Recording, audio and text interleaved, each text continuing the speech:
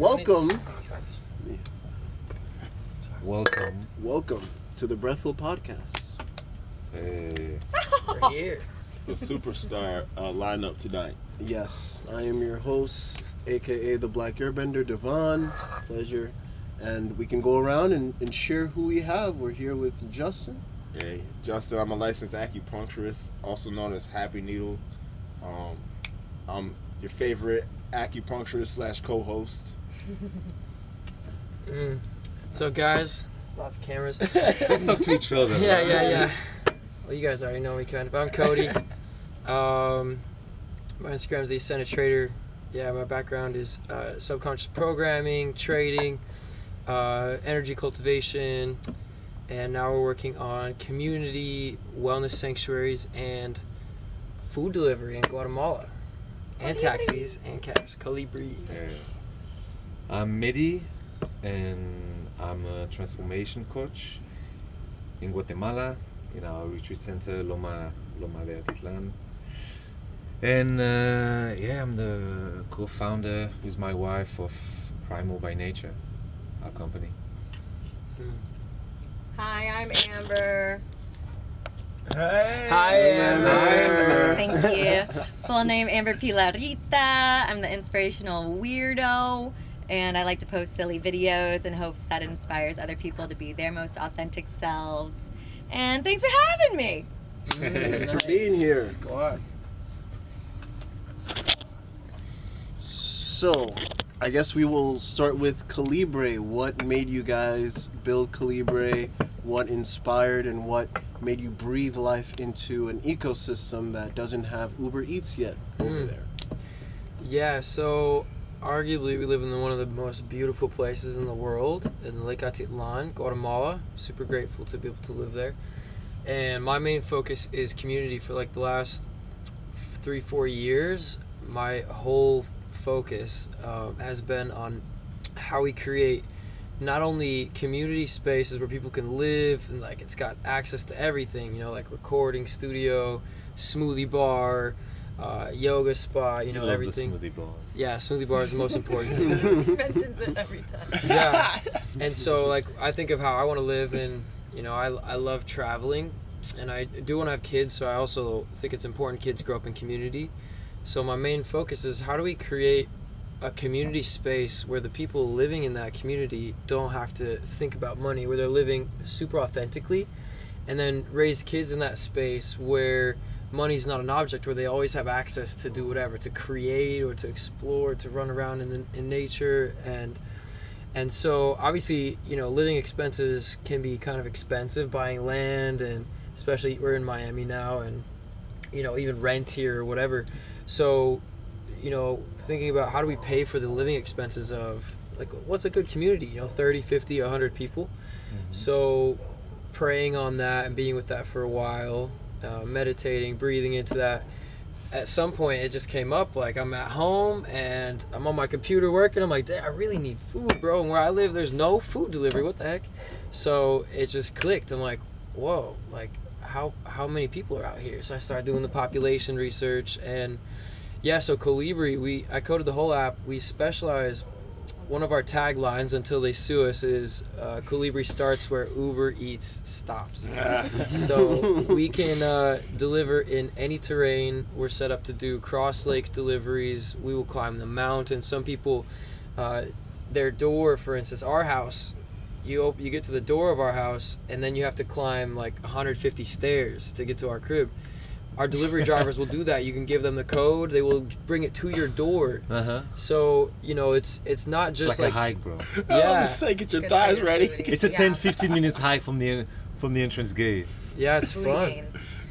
And so that's why people love us. And, there's no addresses there. So with software, that's why like Uber and, there's other big companies. There's one Pedidos. Yeah, they're not where we're at because there's no addresses. Most of the roads aren't even mapped out, and so it's impossible. You can't build a system the way their system's set up. So we custom coded everything. So you mentioned lakes. Does that involve delivering with boats? Yeah, exactly. So we just got our first boat actually a couple days ago. We've been partnering with some other boat drivers, and it's been expensive. So yeah, now we're able to get a boat that's going to bring prices down for everyone. And in the future, drones. But yeah, we've got a fleet now. We've been delivering for a year, and we've got a couple quads in the squad. We got 2 motorcycles, got a boat now. Gonna get a tuk-tuk truck.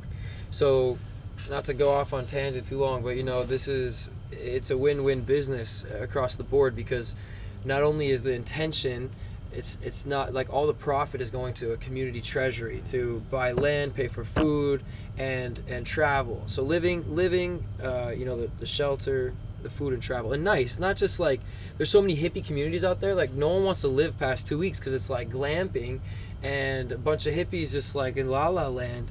And it's fun for a while, but I want, a place where people, I want to live and to, once again, to grow a family. So, once again, win-win-win, because we built it with the intention to subsidize the living expenses of a lot of people, and we're adding to the local economy. Some of these restaurants, they can't afford to have a website. They can't afford to get advertisements and stuff. So we made this digital store. We pay for ads, or digital restaurant basically. So some of the restaurants, we're over 1/3 of their sales now. And so it's allowing us to create more circular economy, because one last point I'll mention is gentrification is a huge thing, going to Latin America, and a lot of people talk about that and complain about it. But a lot of people talk about it, but they don't do anything about it. So the way my intentions are is to give more money to the locals that live there, instead of like extracting it from them. You give them more money, they can buy more land, they can build their family up, right? So yeah, that's what we're doing, and it's been going well so far. We're at over 2,000 deliveries. First year we actually, over the first 12 months, we're at like 12 months and 3 weeks right now, and 11 months, 3 weeks, something like that. And we passed the anniversary. We passed the 1 year, so I think we're like 2 or 3 weeks past the 1 year. I digress. The first year we did about 56,000 in revenue, and so far this month we're already at like 9,000. So Nice. just this month. So anyway, that's where we're at. Yeah, it's fun. That's cool. That's in, brother. Yeah. That's cool. Great job. Win. Yeah, it's colibri, which means hummingbird in Spanish, Hey. and it's pink. We paint everything pink. Boat's pink. Everything's pink. So yeah, that's what we're doing. It would be good PR if Uber Eats food. Totally, yeah. We deliver so good, Uber Eats hates us, yeah. Well, negative PR is still good PR. Have you heard about the European airline Ryanair? Yeah. Oh, It's yeah. super cheap, and they said, hey, we're going to start charging people to use the bathroom on our airplanes. So, that's good advertising for people who want super cheap airlines. They're So like, they- oh, damn, they're stingy as fuck. They're trying to find even cheaper solutions now. Same Ryanair, where they're gonna be those half-seated seats. Oh, I saw that. Oh, So yeah. you're like you're kind of standing. Yes, But yes. just very uncomfortably. But your tickets is even cheaper. Cheaper, yeah. No, But well, are you going to be comfortable standing up for over 10 hours or 3 hours, 5 hours? They You'll shorter never see. flights, so they don't do necessarily long flights like Yeah, that. that makes sense. They're pretty amazing. I flew with them like years ago, and you could go from France to Morocco, which is North Africa, 3 hours for like $5 or $10. wow. Oh, wow. Yeah, it was insane. They did some offers sometime that was just like, that makes no I can't sense. just go to Africa. Yeah, bro. Just go to Africa for wild. less than $20. What? If you just It give was everyone pretty- a You'll drink. never see me on that I've plane. had I'll do for it like every time. 50 I think maybe that was also a promotion to just get people to start traveling. and That's just, really hey, how they've go been out and doing see it. the world. It's not what you think it is or whatever somebody tell you. You actually got to go do it and experience it yourself. I'm not sure that's so much the intention of the guy who built Ryanair. That was just a way to break the game and just be ahead of everyone else. Yeah, and for get, sure. We But had at the Ryanair same in time, that's what EasyJet. it definitely did, though. Exactly. That's what I feel, because I feel like maybe we're getting back to that point again where people are like, do I want to travel? I don't know. Mm. We're I'm definitely all getting for to that cheap point. airline. I think it's amazing. It does give the opportunity to just go for 2 days excursion to another country for just Like if somebody Not so offered me the chance to go to Africa for $10. You know what I'm That's a saying? no-brainer. Yeah, I'm going. It's fun, bro. Cancel all my plans. Yeah, but that ain't only $10. That's $10 and all your joy for like what, 10 hours? And even when you wasn't like those crazy deals, you'll never pay over $100 for a return flight. Never. For some of these crazy destinations. That's pretty Yeah. cool. It's pretty cool. Yeah, not I always like pay the extra $30, $40, even if it's $50, just to get the extra foot space, you know, whether it's But then the you exit saw row. last week, you can do it for free. Yeah, he got me on that. You just go to the check-in and you ask them, you're like, hey, I really want to save lives. Can you- That's the line? I was curious what you tell them to get the emergency exit route. I want to can we? That's what I say. No, it I'm like, worked. We literally got our own rows because the three of us. I prepaid, but he's like, he just goes up for free. I'm like, all right. Cody paid the $50. I learned that. Yeah. I learned that just a few Alright, weeks sure. ago, where we were London's in a, website. we were coming back from Travel France hack. with my wife, and for whatever reason, we didn't have a seat, you know. So I was like, guys, at the door, at the gate, I don't have a seat. They're like, do you want to be on the exit row? I was like, yeah. And from this moment, I figured out, okay, you guys can just give that one just like that. Give it away. So now, well, we tried it. That was the first time I tried it. We go to check in, and I asked, I'm like, can we be at the exit row? They were like, yeah, have you ever done it? We experienced. really good We at it. experienced. Like, I had to jump out of the plane once. you know. And we got it. And we had like literally 3 seats each. Yeah, that's so good. Did y'all lie down? Yeah, sure, for sure. I mean, I paid for it, you know. So. My money's worth. So you know, Shout out. I'm gonna try that this week again and see if that's a thing. Of or- course. Travel Exit anywhere row. in the world, like Give yo, me that just get that exit row. exit. Give me that exit row. I'm ready. You know, it's like I really It's want my to bread save and butter. lives, guys. I'm trained. I'm professional Yeah, exit listen, rower. guys. I'm CPR certified. Yeah. Exactly. Yeah, it's a nice tip. You gotta try it. Hacker, When you come to this Guatemala next podcast. month, you know. Let's talk more Exit about row. Guatemala, because that's y'all pictures of Guatemala was the first time I actually seen Guatemala. Let's talk about the retreat center. Yeah. What do you want? And What do you the want to know intention. about Guatemala? Tell us about Loma. Yeah. Let's Okay. talk Where you how many, live? And that volcano. how many Okay. insects are So out there? first of all, let's start with the place. It's the crater of an ancient supervolcano that erupted about 82,000 years ago, and it was one of the biggest eruption on the planet. It's like insanely big. And from that, I think 25 years ago, 3 volcanoes. We got a special guest coming in. What's that? Back down, Camera Turner. man in the light. There's that one camera. No, the light's fine, but there's one camera behind you. That's all. I think if you come in, But yeah, Or just come if you this way. sit Just one of come those closer. seats over there. We'll just or scoot over a over bit. Scoot over a here. little bit. Yeah. Yeah. Yeah, it should be good right there. I'll be more observing, so don't expect me to say too much. Yeah. No, whatever. You gotta intro yourself. Tell us who are you, what do you do. I'm just more observing. Well, okay. You can. But all right. Well, I'll introduce him. This is Turner. This is actually he set this location up for us. Pretty Appreciate nice. you, Thanks, Turner. We got to use his picture here. Turner's a very, very experienced chartist. We'll call it. He's really good with the markets. Mostly with crypto he focuses on, but really with any Big market. tech stocks too. Sometimes Yeah. small caps. Sometimes mid caps. Yeah. But I'm gonna just I would spectate. say he's a master. He's a guy. Like he's adventure. Yeah, that's adventure guy. That's where I haven't seen it. Spearfishing. I haven't seen his trading. That's but my passion. lobster fish. He's Yeah. taking us some adventures and But- fishing. Adventure doesn't pay the bills. You know? You can if you focus your If you energy on film it. it, if you can, If you film film it. I tried, guys. worry, I Tom. tried. Bro, there's people Adventure doing with it us. all the time. There's so much money with experiences. Well, like I that. actually started the catch, clean, cook like before everybody did it. I started the stealth camping before everybody was doing it, but I was doing it when GoPros just really weren't there. Like the GoPros always had issues, and so like I would spend 20-hour days going out fishing, adventuring, recording, flying. The first drone I had was the GoPro drone. You know, but there were so many technical issues that it just made it an absolute nightmare. And then I became the editor. You know, I did everything myself, and then you know eventually I had to give up on all of that, and then I ended up shortly after I gave up on that, I didn't know what I was doing, and then I met a Bitcoin miner, just from following, just from having more time, and then from there I converted all that time that I spent, adventuring, and I turned it all into crypto, and then now I get to go back into the adventures, but without like having to make money like off the adventures. So Yeah, it's fun. It's fun. More enjoyable. The first week with him, I've seen my first sharks. Sharks. Bro, we saw sharks like just earlier here. Hey. Yes. So I've seen dolphins. I've been hunting for lobster.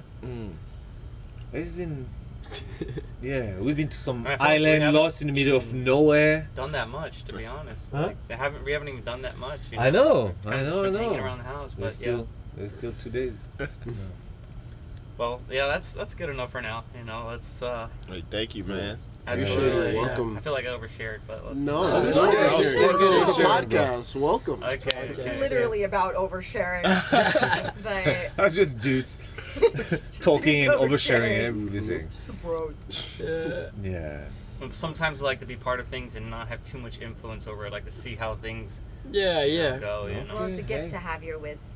I appreciate came that, out. and I Enjoy will and impart jump my in. wisdom whenever I feel my calling. But I'm interested in getting to know all these guys' stories and hearing Hey, them. appreciate your Okay. presence Hey. We were just talking about Absolutely. Loma. Okay. and the volcano. So Yeah, let's get those back to that. volcanoes, Yeah, man. So you have this massive eruption that just collapsed and created Lake Atitlan, which is arguably the most beautiful lake in the world, and it's the deepest one in Central America. It is so ridiculously deep, 350 meters, and then so you have those 3 volcanoes around, and then away you see 2 more, Acatenango and Fuego, which is one of the most active volcanoes in the world, and you see erupting all the time. The way you see this building at night, you'd see it and you're just gonna see the lava exploding, and every day it's smoking, and you feel it rumbling from where we are. Even last week we were working out, and suddenly there was this big like everyone's stopping like, what is that? What is that? The lake? What is that? And then the lake is like very much a vortex. It's a very special place where, as I was explaining just before, to get there you get over the ridge, so it's sketchy roads. It's safe, but it's long, and when you're there you don't want to leave. It's so powerful. There's so much energy. There's hot springs Yeah. in the lake. The 'Cause weather. wherever there's a volcano, there's supposed to be a spring. The nearby. weather is the best one in the world. I the can say eternal after 1 spring. week here, we get more sun in Lake Atitlan than there's in Miami. Really? I can see that. We have sun all day long, bro. And the fruit, oh my All goodness. day long. Everything grows. Yeah, it's the best place to be homeless because like you could find coffee growing, you could find mangoes. On our property we got like 4 avocado trees. There's this fruit called Huggett. It's so good. It's like Mayans love it there. It's local Mayan fruit. Yeah, Tastes like a papayas, mango. bananas. No, it doesn't. To me, Kind Mango? of like a little Tastes like mango-ish the red flavor, but ones? not. It's like sort the of. super ripe ones. I'm trying to imagine it, but doesn't do it. I love mango, I don't like Hokote. Yeah, But yeah, good. so the land is so rich, like so fucking rich. You plant whatever you want, it just grows. It's such a beautiful land. I think it's also a plus because the volcanic soil Exactly. also helps with that Bro, too. everything grows. Anything that you plant, no matter what time of the year, is just gonna grow. Now there's about like 4 or 5 months when there's not gonna be any water. But if you have a water system pumping water from the lake, you just have unlimited water all year round, and you can create some crazy food forests. How does most of you guys get most of your water? Is it from the lake when you filter it, or how do you? Actually, Springs. so there's springs where we are in Tsununa. We live in Tsununa where our center is, and there's definitely a lot of springs. San Marcos has none. So they get their water from the municipality, which is another town. It makes no sense. Yeah, It makes no sense. You buy the lake, you're like, we should. The way I see a lake, I'm like, we should be filtering this water and drinking it. But they're like, no, let's get the water from a town above there that probably gets it from the lake. You know, yeah. Well, Some people dig sense. wells Makes sense because to me either. the water table. That doesn't make sense to me It either. makes no sense. Yeah. The lake should be an extremely thriving and self-sufficient place. There should be no need to get any food from anywhere else. That would make us keep it cleaner too. It's been a little gross. It's gonna lately. happen. There was a It's plastic gonna happen. trash island a couple months ago. Yeah, after a big rainstorm. It's because like there's towns on the like on the mountains surrounding, and then big rainstorms like wash the town out and like flood it and bring it into the lake. So But still, it's the deepest lake in Central America, and it is thriving. It's like it's really beautiful, but also we're very rural. It's still, you know, third world, but to me what that means is like it's more raw for us to affect the, you know, all of it, like the trash setup affect how the community, and empower how the community deals with things, and kind of steer things in a direction, because the reality is a place like this, like whether, you know, people are against you know, gringos moving to places like that, like it's happening anyway. And so people like us who really love it, you know, we think about, okay, how do we make sure and prepare for all these people coming in and all this trash, and yeah, so you can literally do what you want to the Wild West. Place. Yeah, You know, like the gentrification, yeah, it's bad in many ways, but there's also the fact that the people who are taking care of the land today are the foreigners, because there's this romantic idea that indigenous people love the land and they live in harmony with the land, but that's bullshit. it's not true. You know, that's not the way it is in many, if not most places, let's say many places around the world, where the locals are the one who don't care about the land. They destroy the land. They just shave off entire forests, you know, for monoculture, and there's a lot of trash everywhere, and they damage the land more than they take care of it, you know. There's a lot to And- say though too. Like you can still see. So where we live, there's a lot of Mayans, and you still speak the local dialects. You know, Cachiquel, Tutuhil, Quiche. There's a few of them, and it's really interesting. Like I've spent a good amount of time studying like the history of the Mayans and like the Spanish coming over and conquering Guatemala, and still to this day, mostly the religion is Catholic, and obviously mostly they speak Spanish. But in the lake where we're at, there's still some towns where they won't actually let the Guatemalan government in the town at all, and Like they won't Santiago. let police in there. Yeah, there's a couple places. So they have that sense of freedom, but I would say also, you know, like just the lack of like the Mayans were, you know, their roots to their culture were kind of like ripped out from under them. All their leaders were killed, and there's some stories on that. Yeah, there's a so- lot of lack of leadership, especially in the villages where we live. Like Santiago, for example, are strong. San Pedro are strong. They have the elders of the village, you know. So when something happens, like talk to the elders.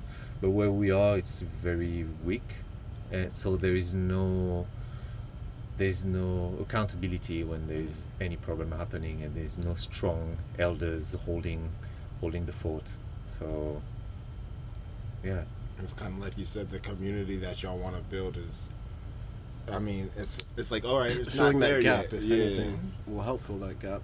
That's what it sounds And like. you can do it in harmony with the locals. You know, that's not just you come, you buy the land and you kick people out. But you know what I mean, this is what happens in a lot of places, and to be honest, that's what has happened a lot.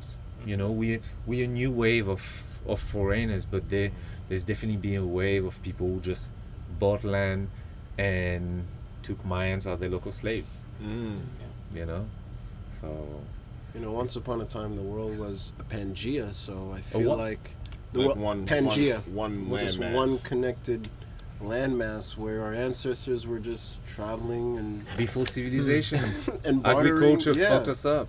yeah. Agriculture led us to Made us just sedentary, stay stagnant, yeah. and suddenly it's like that's my property. But Yeah. before that, I feel before like you there was way more collaboration, if anything. you know, before you plant anything, you wouldn't have a land. That's not yours. You're a hunter-gatherer. You know, you move with the season, you move with the migrations. But then when you started learning agriculture, you're like, this is my land. I'm Right. going to protect. oh, I have more than you, so now I can store and I can sell you. Right, You I have know, more power than you. and now you create the system that we live in today that are exactly the same. I'm curious how the Mayans did it, among others. But they had these like great structures and like kind of city centers and stuff, and you can see ruins. There's little houses around some of these temples and stuff. So I wonder, like, how their economic system worked. I don't know much about that. I think part of it was cacao, was it not? Yeah, I think so. What's interesting actually is cacao. They say is more connected to like the realm of the dead. It's really interesting.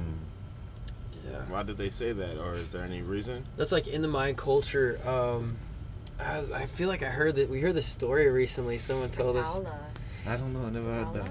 No, it was Indra told us this story. Shout out to Indra.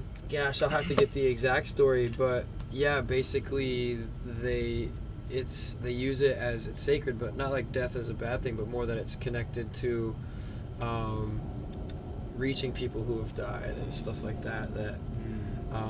But there is a difference in the way it's actually kind of interesting because a lot of locals won't drink cacao. They're like, it's like, no. I ain't trying to talk to no dead people. Yeah. It's like There's a big It's more of a loss with the gringo thing. ancient culture. Tradition. There is some, it's like we know some people, we know some shamans that share like the real Mayan spirituality, but now the new Mayan spirituality is Jesus. it's Catholicism. And it's gross. There's so for many me. churches. Some of the churches have still the Spanish flag flying. So yeah, like Spain, let Guatemala be their own free country, but they kept control through the church system. And the churches call you to church in the old-fashioned way, which is setting off these bombs that are shooting off like boom, boom, boom. Oh yeah, it was because there was civil war. The civil war in Guatemala ended in 1996, and so the Mayans are fighting spirit. Like, so it's because of the civil war that like the one towns they won't let the government in because like, no, we don't trust you. Like, screw you guys. And so when people hear bombs, like around that time, everyone would go To the church? Well, so because of the war, they heard bombs, so like, oh, let's go there and fight. There's fighting going on. So then the churches started shooting the bombs off, so everyone goes to get them to church. It's They're like, wait a kind of messed second. up. I'm ready to I got my gun. Yeah.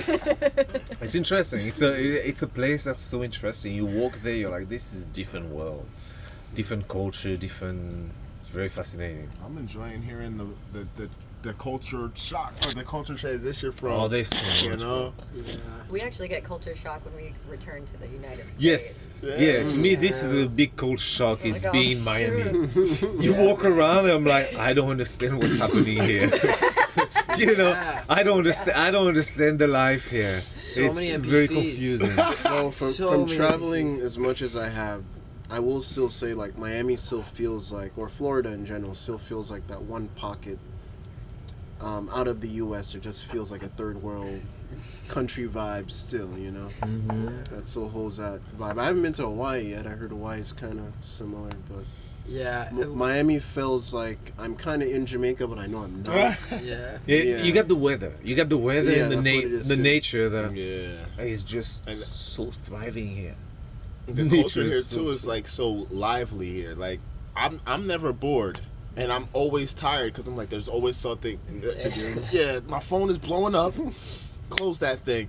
Emails, it's like you go outside. It's like you're bombarded with so much activity and liveliness here, so it can be overwhelming. But at the same time, it's like, hey, I'm always active. Yeah, always busy. Yeah. Mm-hmm. But is it active or overstimulated?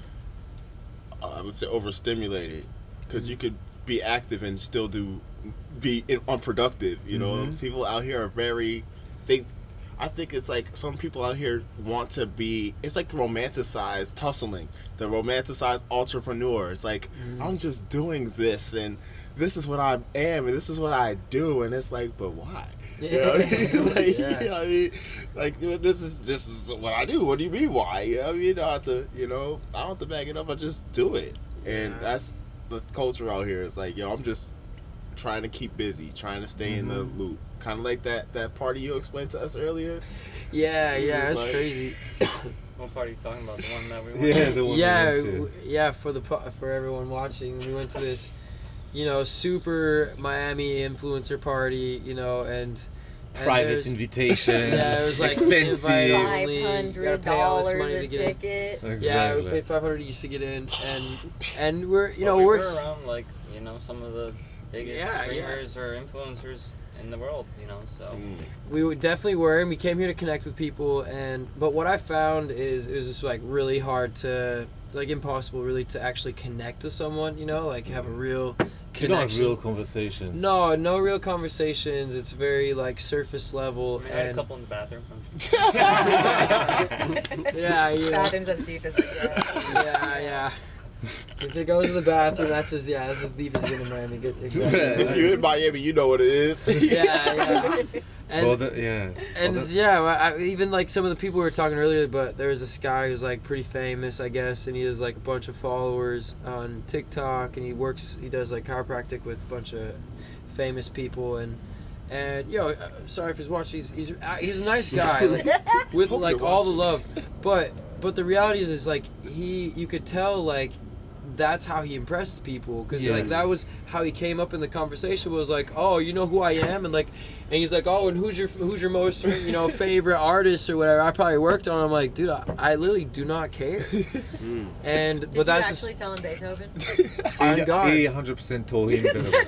No. So yeah, I did. It did. I honestly, part of me, it wasn't clicking. I was just kind of like annoyed. I'm like, why is this guy like going off about how famous he is? And they're like, who's your favorite artist? And I'm like, just I'm so like, he can tell you. And Like, I didn't I've realize worked that with part. him, and I've cracked their hip. yeah. And I'm like, Beethoven, and he's like, oh well, I've worked with all these other Tupac, musicians. this guy who's like, Tupac. who's like, he literally it was like, oh, babe, I know this guy, who's better than what did he Beethoven. say? He's like, fuck. I know somebody better than Yeah, Beethoven. he's like, oh, you heard of what's that girl, Bonnie Blue or whatever, the porn star? He's like, oh yeah. I'm like, no, dude. Was that- we're like, never heard of I've him. never heard of her, and then he showed me after. We're like, Yeah. Oh, and by the way, of course, Lorenzo took a couple girls to Mr. Crack's house last night. So, Yeah. Of course, Name drop.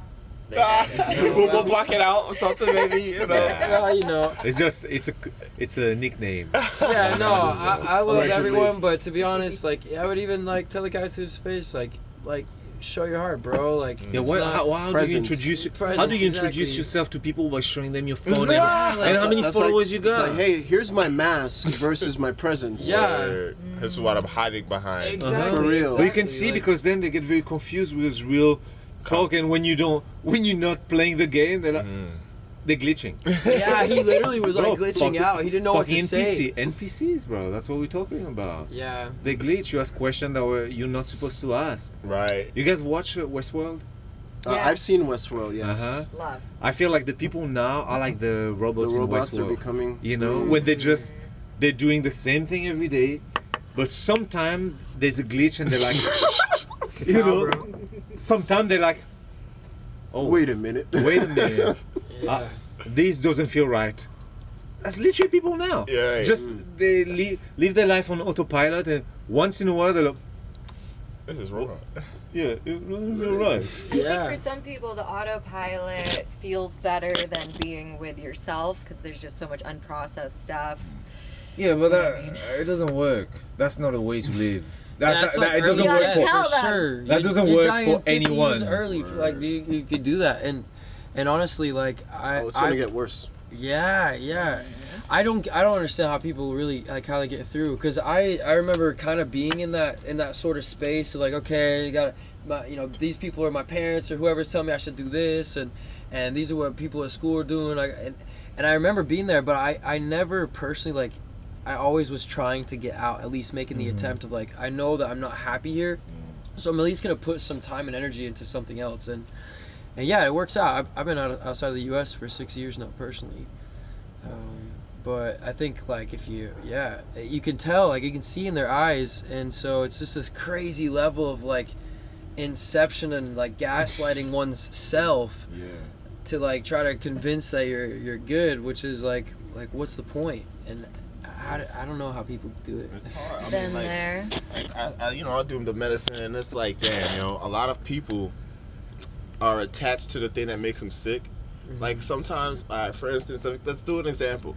Some people want to grow hair, but they don't want to take off the wig. And it's like, how am I going to stimulate your follicles and your hair growth if you're suffocating your hair? You know what I'm saying? It's like that's kind of the mentality out here. It's like, I'm afraid to show people who I really am because I'm hiding behind the perception or the personification that I'm perfect. Totally. You know what I mean?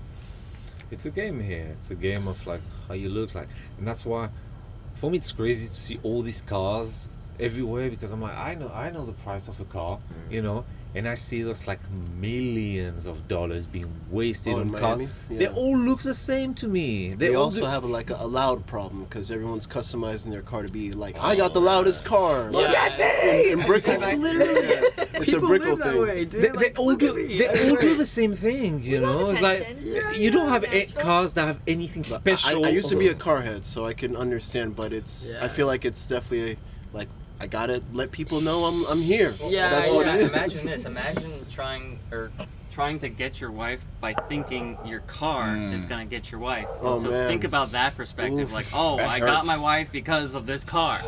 And then Shit, I'm imagine not what type funny, of so- wife you would have because you have Exactly. this car. And so if you really wanted to get your wife because of the car you have, I mean, think about what you're like trying to actually get. You know what what I you're mean? saying. And that's what the whole goal is by having a big car, right? To get a girl. You know what I mean? So Well, if you want to you're- find a cool girl, for you it's just going with the golf cart, which is so freaking cool. Yesterday we were going with the golf. Yeah. I was like, fun. this is the coolest thing. I would drive this everywhere. Yeah, You know, cool. I don't care. Any sport car for me isn't as cool as that, where you just have the And it's speaker. open. It's open. Right? Oh yeah, And you got two guys everybody's looking chilling. at you there, like, You're chilling at the back. You see everything. You see the air. You got the temperature. It's amazing. be Yeah, all my ironic, we could toys put a are very Porsche sticker practical. on it. It's I all, like it's that. all utility based. You know what I mean? So Functionality. exactly. But yeah, it's a weird place. I And then find- everyone has like gigantic houses.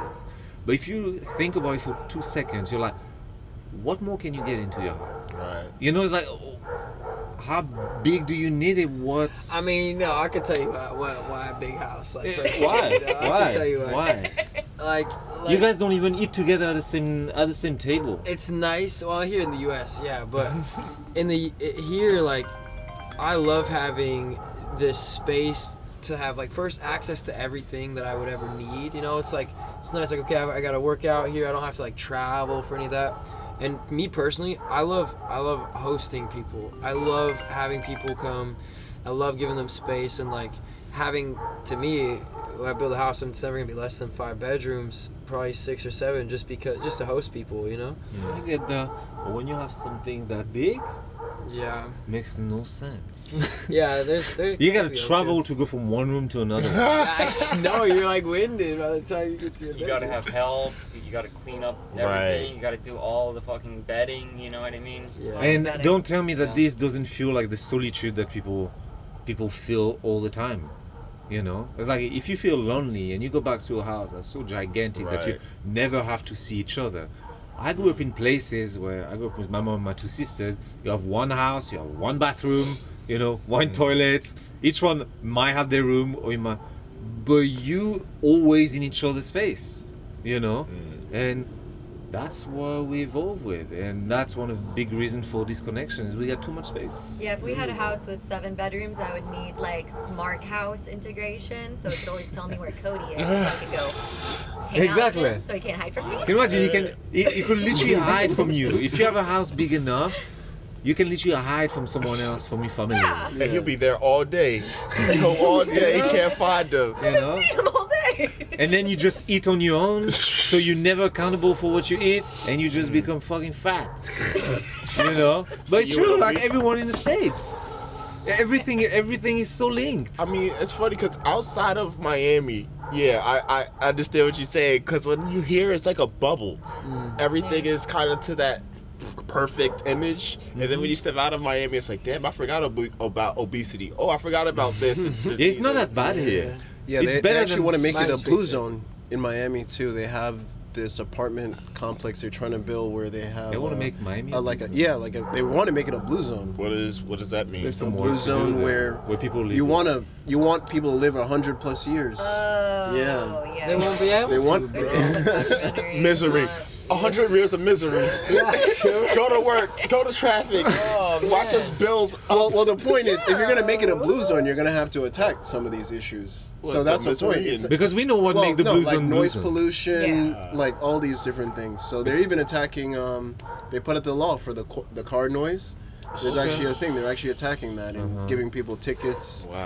But I'm like, you know what's gonna fight that? More money versus, hey, if my money is supporting the city, why are you ticketing me my car? Yeah. Let me send my lawyers to stop all this. So that's what's happening. So Yeah. Fighting each other. It's like the snake Because biting its tail. If you want Yeah. to make it a blue zone, like all blue zone, they have great connection to nature and no stress. It's And not about the. community. It's not exactly. and sound It's pollution. not about sound the, pollution's a big part of that because everything is frequency at the end of the day. right? Exactly. Yeah, So- exactly. You don't have a calm nervous system if you have sound pollution and even light pollution. Mhm. And I remember reading something about that recently when they were like, it's not about the food, it's not about the exercises, community, nature, and no stress. No stress. Yeah. A calm nervous system, and you live so much longer. Yeah. You know, if you stress, it doesn't matter what you eat, what you. Mhm.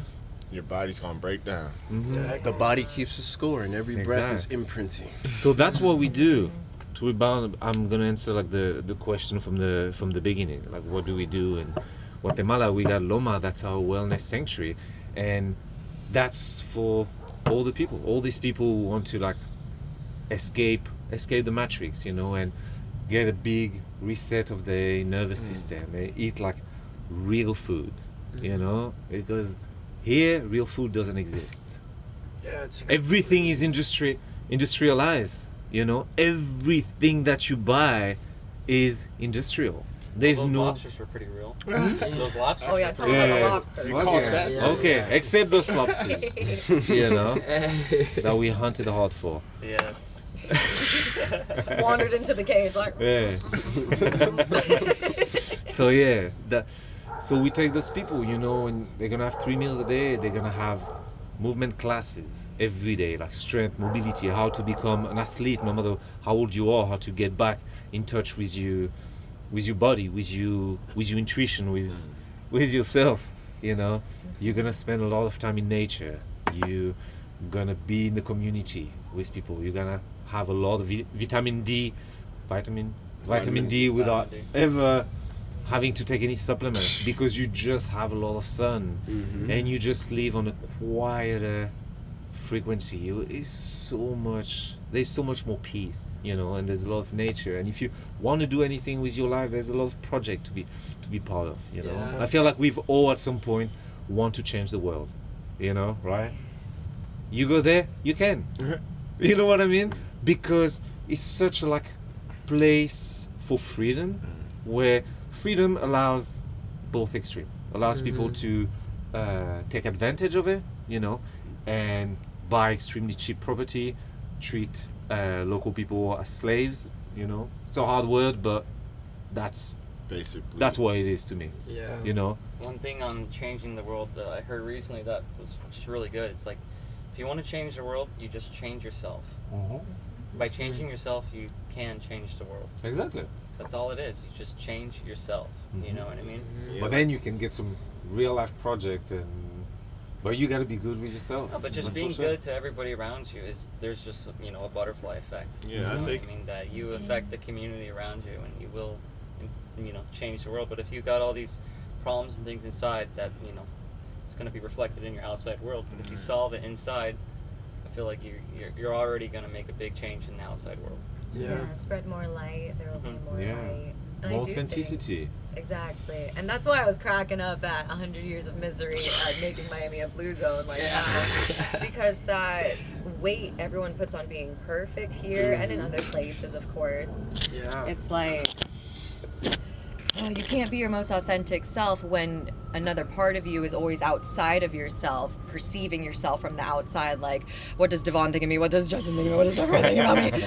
You know, you're going to make the decision to do what everyone else wants you to do, to feel safer from Yeah, it doesn't bullying work. or whatever. And I think all kids want to change the world in some way, somehow. That's why they're like, I want to be an artist, I want to be a rock star, I want to have fun. And Yeah. that's why they tell you, you should be a lawyer, actually. Yeah. And 'Cause this is money. honestly, it comes back to like, this is exactly what we're building with building wellness sanctuaries, with building community. Like when you get down to it, when you take away like the money and people's, the reason they work, right? The reason they do all these things is like, okay, I want to have a house and a, car and this, I want to be comfy.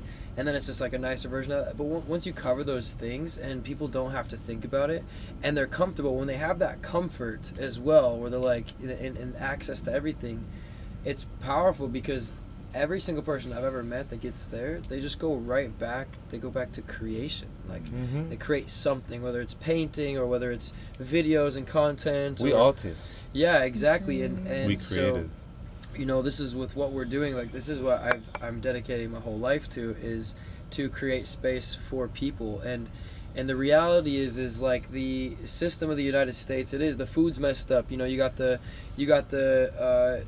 companies that own that sell the pharmaceuticals, they're also making the pesticides and the fertilizers and all that. And these are profitable companies, right? Their goal is we need to make more money. Yeah. So it's just obvious, like, to sell more pills if I make people sick, blah, blah, blah, right? So to me, it's really hard to build something like what we're doing in a place like this because it's so against the grain.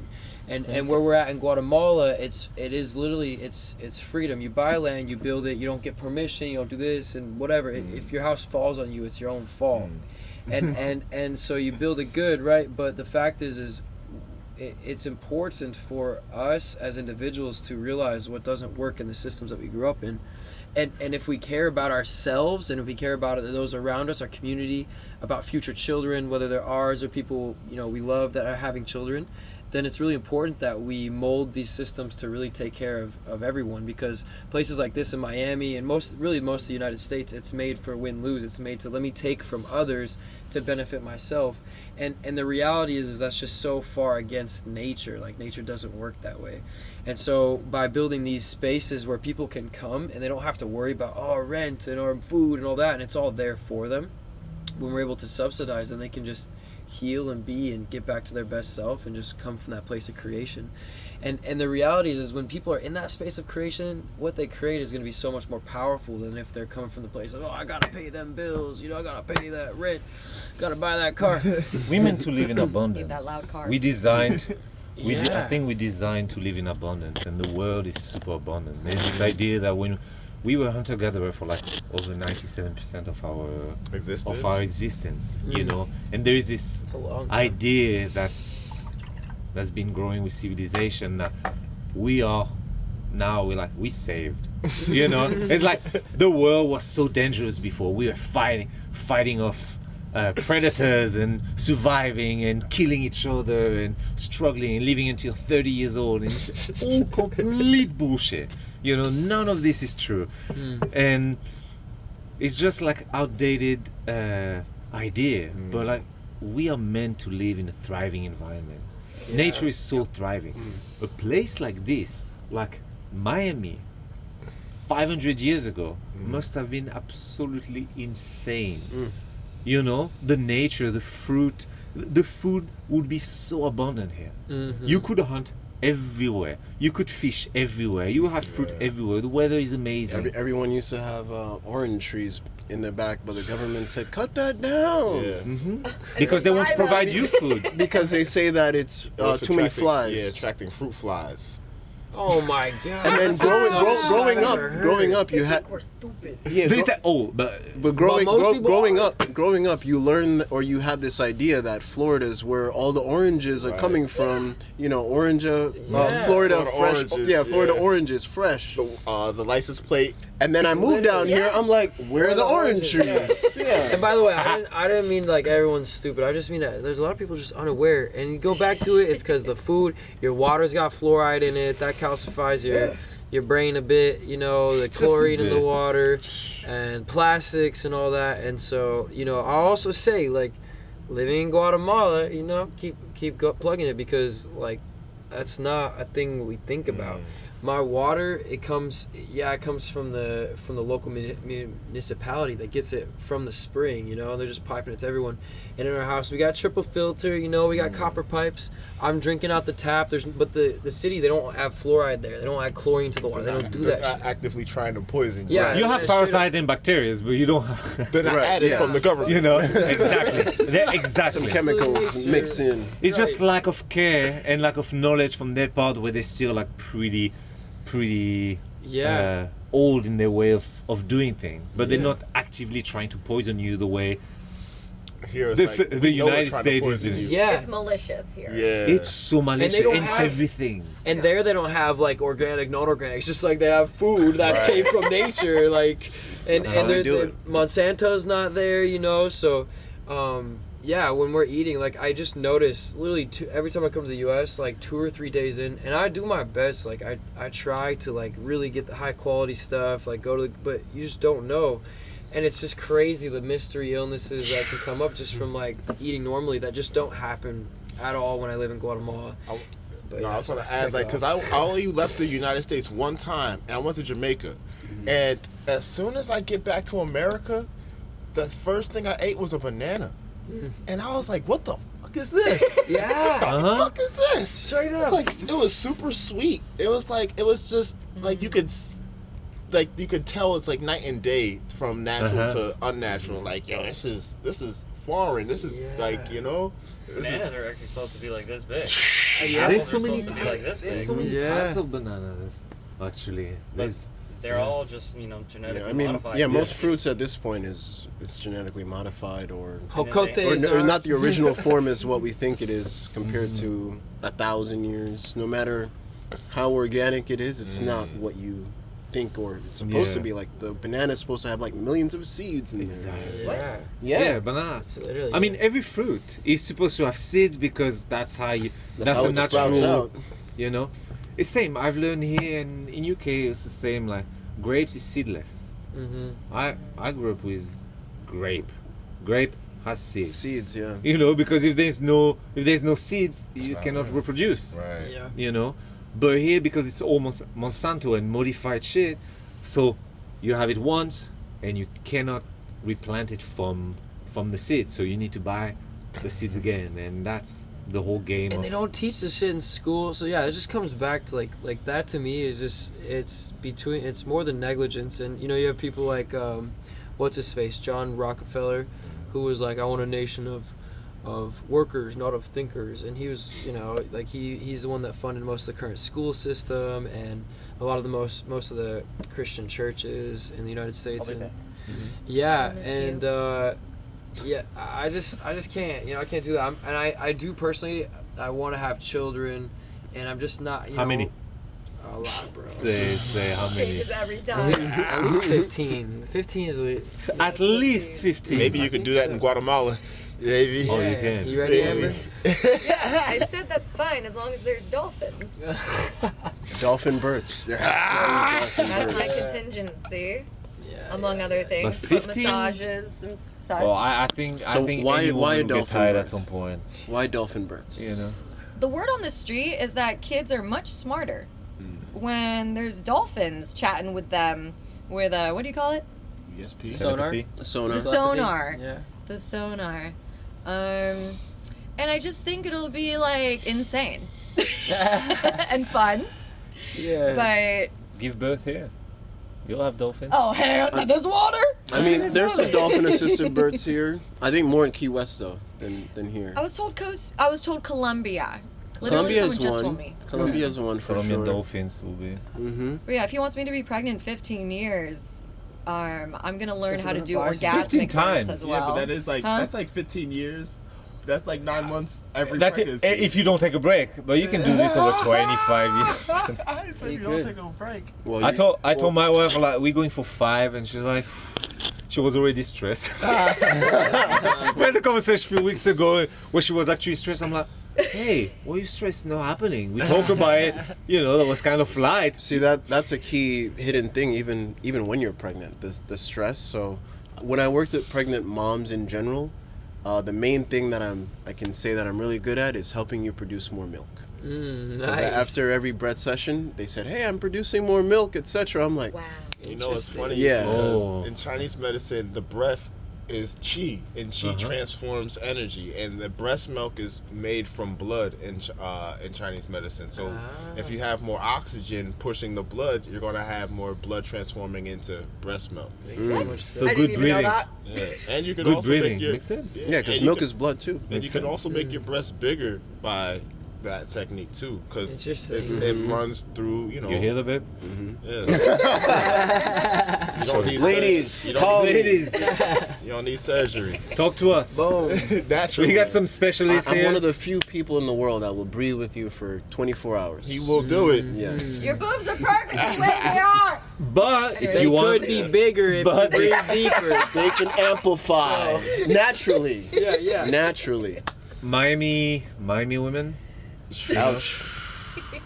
Yeah. Hashtag natural But the boob job. breath, listen, the breath will not remove the silicone you already put in there. So That is true. That is But it true. will help, you know, if you're trying to get them out, you know, during the time on your journey getting them out, it will help reduce your toxic load, because when you have anything external in you that is of that unnatural chemical compound, you know, your body's always fighting it, and that adds to your toxic load. No matter how healthy you are, there's something called a toxic load, and the toxic load relates to your terrain in your body, and how does your body at the foundation deals with anything that comes in. Doesn't matter what it is, how does it deal with that? And toxic load and how your nervous system deals with stress, even the air that comes in your body, it's all with all the aspect of rhythm as well. So when the foundation has a system in place with your discipline or how you talk to your body, you know, that plays a key role in how your body reacts to the terrain and your toxic load. And one of them, of course, is the breath, because 70% of your waste is exhaled and dispelled via breath. Bio waste, 70%. So if you really want to lose weight efficiently, You gotta breathe. elevate your breathing. Now I'm putting breath work into the daily routine. I was just doing it here or there. You just gotta part of breathe properly. So I got a You know, question. it's not just breath work. It's breathing conscious properly. breathe, yeah. It's just breath. Like it's Yeah, that's another why I like thing- to say breath journey or Yes. breath therapy Yeah, he versus says breath therapy. yeah. He gonna versus whoop you if breath you say work. breath work. Uh-huh. But I got a like that. question, because you said 70% of waste is removed through the lungs. What about like the large intestines and like the bladder and That's like, the rest of it. so 30% is That's all right. Is excreted- dispelled through literally everything you said. all right. Sweat. So lung is the major detoxification organ. Yes, it is. Because think about it. If we were to take anything you ingest, we can literally get an air molecule one by one and destruct it. So what does that tell you? You're literally just taking in, eating a bunch of air molecules mixed with a whole bunch of different compounds, and as you're breathing, that's actually helping you deconstruct and push all the acids that is excreting from your stomach to help you detoxify it. Because if we were to break down everything layer by layer, what's liquid? It's water, but it's also Oxygen. oxygen as well, right? It's not Yeah. just one particular form. So part of that H2O. H2O with that oxygen on it. So with that being said, we're playing with just pressurized alchemical material, and with that pressure is our breath pattern influencing that pressure and how it influences the intelligence of the pressure of the food we're intaking, the pressure of the stress of life, the pressure of the people, all connects with the breath. It makes And that's sense. like breath intelligence beyond breath work. I'm sold. It's free to do, so. If you don't do it, you die. So You know. well, You put it that they way. say. But You that's sold me. that's why we're like, oh my god, breath work. If you don't breathe properly, you die. You know, that should be a good signal that That's your that's slogan. something that you got to pay attention to. So I'm currently in that phase of my self-awareness where I can tell I am breathing improperly. And so I overthink my breathing sometimes, and then I'm like, well, now if you're thinking about breathing, then you're definitely not doing it right. And beyond the aspect of physical, it doesn't hurt to think about breathing, That's actually, good. because now the breath you're learning also. I say the breath helps you be more aware of your thoughts, because it connects with your thoughts. There's no detaching it whatsoever. No matter how long you hold your breath, you're still going to have to exhale and connect somehow. And whenever you breathe, you're super present. Whenever you pay attention to your breathing, you in your body, you in your breathing. So it's a good I thing. guess whether I consider it or judge it good or bad. Just breathe through your nose, Still thinking breathe about through your belly, fill up everything and empty everything. It's a good basic rule. I feel like I get really tense, like up here. Like when I breathe deep, I'm like, You know and what then I that get Don't tension in my neck. because What's up don't with you? that? You That gotta could You're be a breathe. using, blockage. you're using your diaphragm, you're using your chest, you're using your nose. I would say mainly use your nose. I heard that's better recently. And if you can, get in the habit of using your diaphragm more than your lungs. Because I work with people even with deviated septums. I'm like, you already have oxygen already saturated in your blood. The point is, how do you push that oxygen to excrete in your body? And the point is also focusing longer on your exhales, because it's the exhales that allow the carbon dioxide to deliver oxygen to the brain, but also it allows all your organs to also excrete all the oils and liquids that needs to be excreted. It's not when you inhale. The inhale allows the pressure, but when you're exhaling, and if your stomach is pushing in when you're inhaling, think about it like this. It's almost like a vortex as well, an inverted vortex, because when you're inhaling and the diaphragm or stomach, the lower part is coming in, now you're having even more pressurizing, and that's also allowing you to be more aware of how your internal is being pressurized.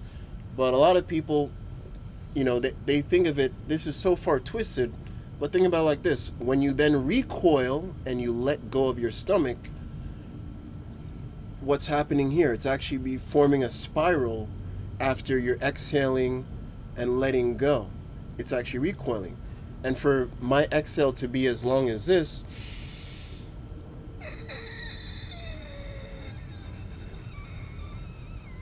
I'm actually pushing out my stomach.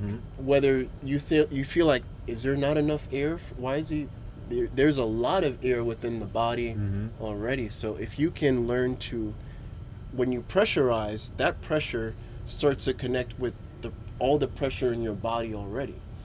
And in some yoga traditions, they call it the ayana, or the literally the air that sits between The skin, your and the skin flesh, and the muscles, skin and the muscles.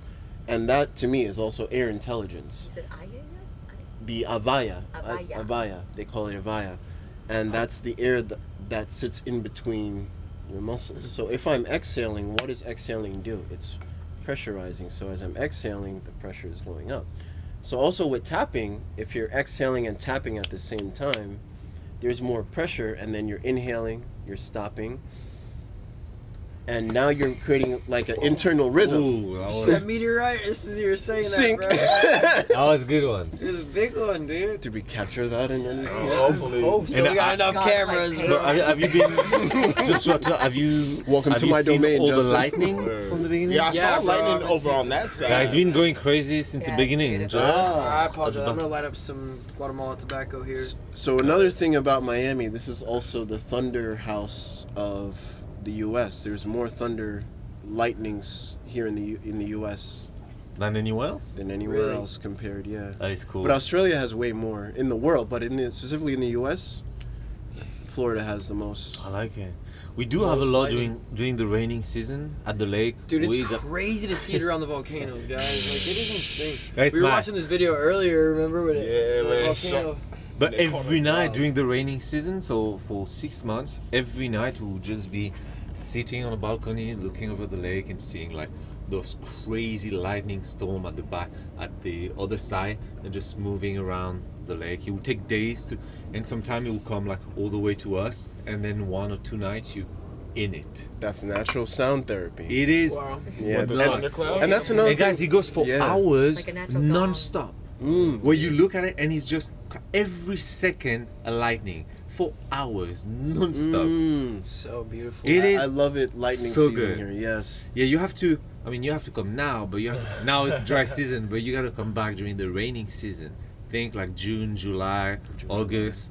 You'll be blown. Honestly, July though is like clear. They call it the canicula. So, like all of what May, August. June, it rains a ton, and then there's a space for like 3-4 weeks in July where just after it rained, everything's so green and lush, and then you get this like it's no rain for 30 days, and it's just like the craziest, most beautiful because everything's lush, and you get the sun, and it's actually one of the lowest parts of the year for tourism.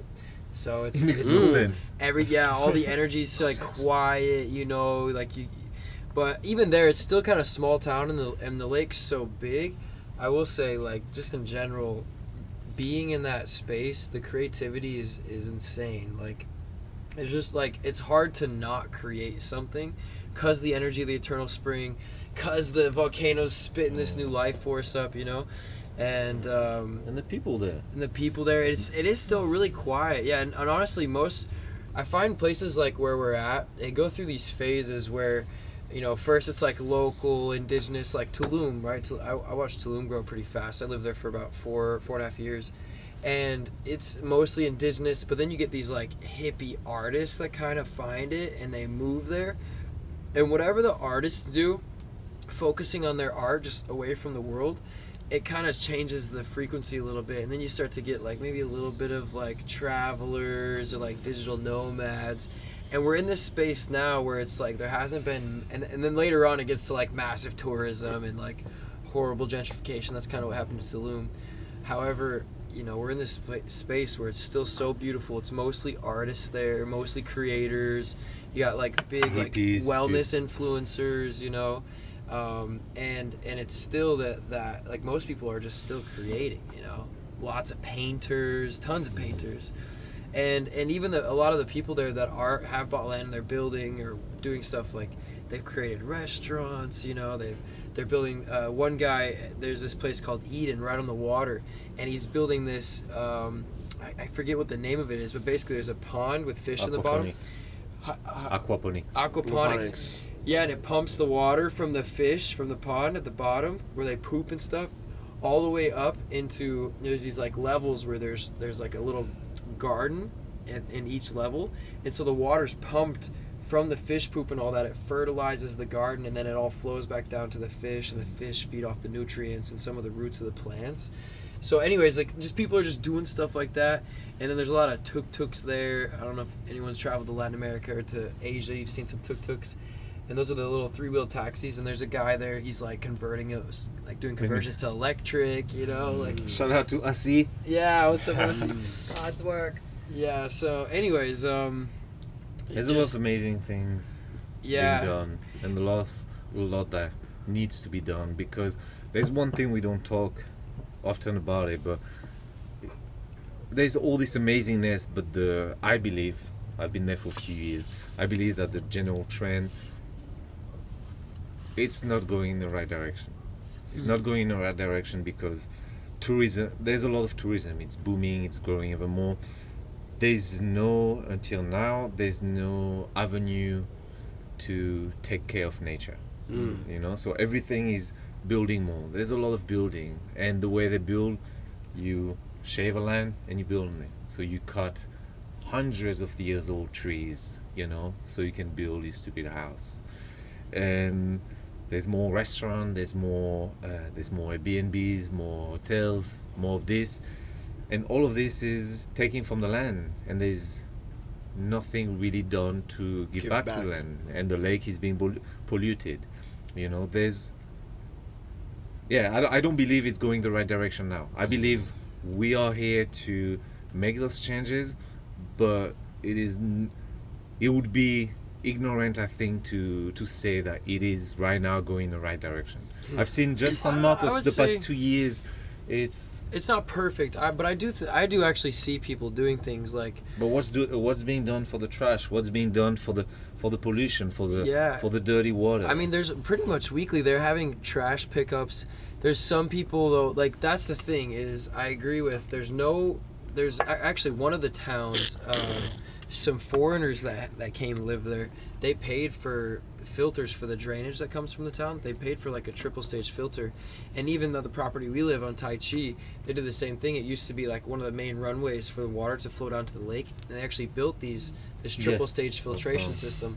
It's not being done to the level that it should be, but also we're still in this space where most of the people there are like, it's like kind of there's a lot of broke hippies, and I would say actually though, compared to a place like here, like Miami, that more people have the mindset of like taking care of nature and honestly, like we were saying earlier, it's like it's romanticized that somehow a lot of the indigenous have more connection to the land, and I would say most of the pollution is coming from the indigenous. It is. Now, it is. Unfortunately, having a food delivery company, like I'm not really helping, but it actually allows us though too. We've already got huge plans. Right now we're focused on building a business, raising money, stuff like that. But we're growing. But we already have it all planned out for the eco packaging, and once we get specific funding, we will put tons of money into the recycling spaces. We actually have some digitally designed, like CAD designed benches, like these bench spaces that have recycling and stuff, recycling and trash, with lights and stuff to add kind of security.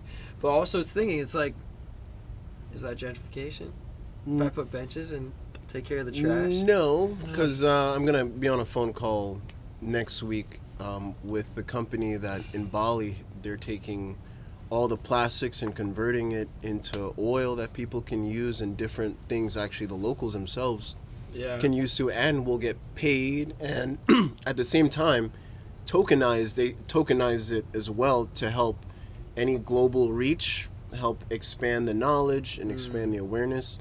So I feel like we can definitely see what they're talking, what they're about, and incorporate that and bring that over to maybe Guatemala. And totally. I've been looking at it with my company, Primal by Nature. That's a problem I've been focusing on, and I have some solution because I'm looking for the simple solutions that can be replicated in other places at the lower cost. And we're always looking at the hard solution. We're going for like the big machines that cost a lot of money.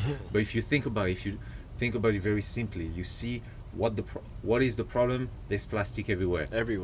How easy it is to pick up plastic? Very easy. Pretty fucking easy. Yeah. So How that's easy the to not incentive. throw it out in the first place. Yeah, that's the incentive that company is doing, because they're giving like, hey, here's a bottle. Oh, you're giving me this much money, but not just that. Here's some oil you want to use for your car or your motorbike. Yeah. So what we're doing right now, we're transforming into bricks. Oh, that's a powerful one too. Because my idea was like, I went, I did some cleanup, and I spent hours by myself in a garage sorting out the trash and seeing what it is. What I found is over 90% of the trash is just either plastic bottles or plastic that fits into bottles. So you have those gigantic bags of trash, and you just stuff them in water.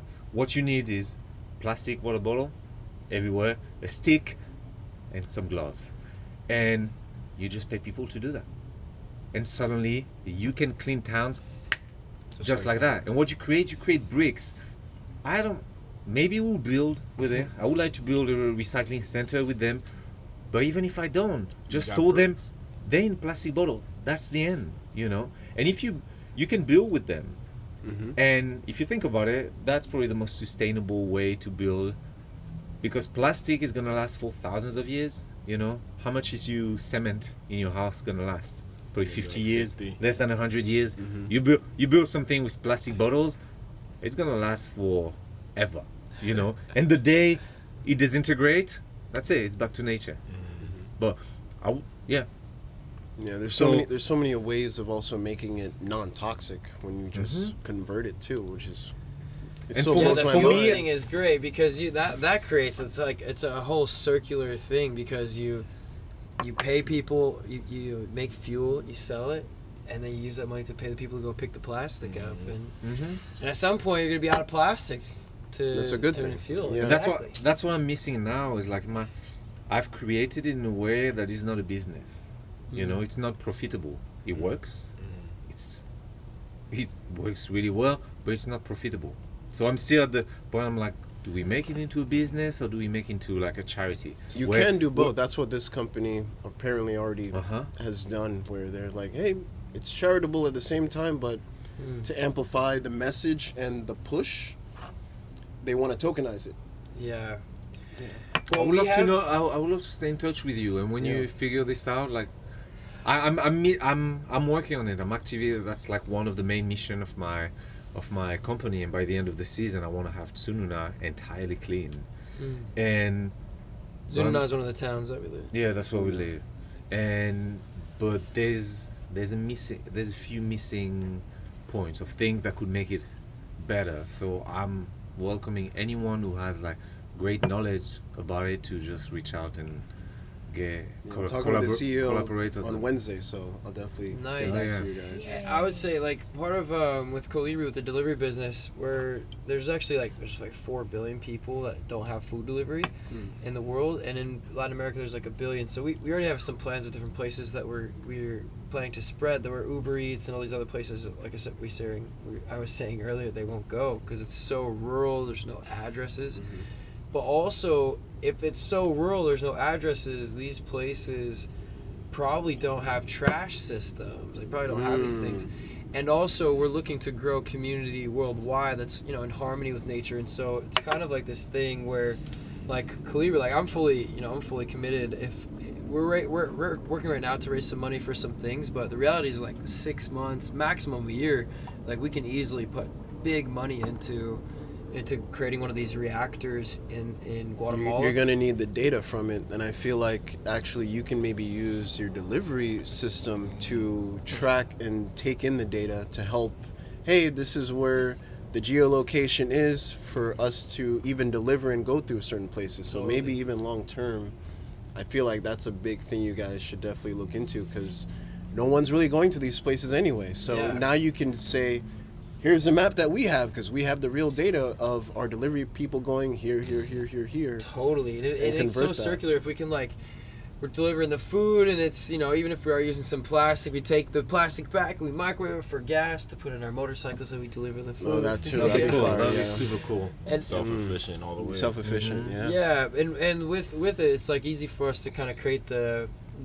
trash reception. That is honestly doable. Places. For sure, yeah. And I would love to talk, honestly, within the next, no more than a year, I'd like to have some kind of plastic to fuel reactor out in Guatemala. And we do it with Nature Jab as well, because we got to smell the oil ourselves when he came here, and it was definitely cleaner than your gasoline. let's get him to Guatemala. I know he was in Costa Rica not too long ago. Yes. He should definitely come and spend some time with us and see what we're doing and join the project and be able to.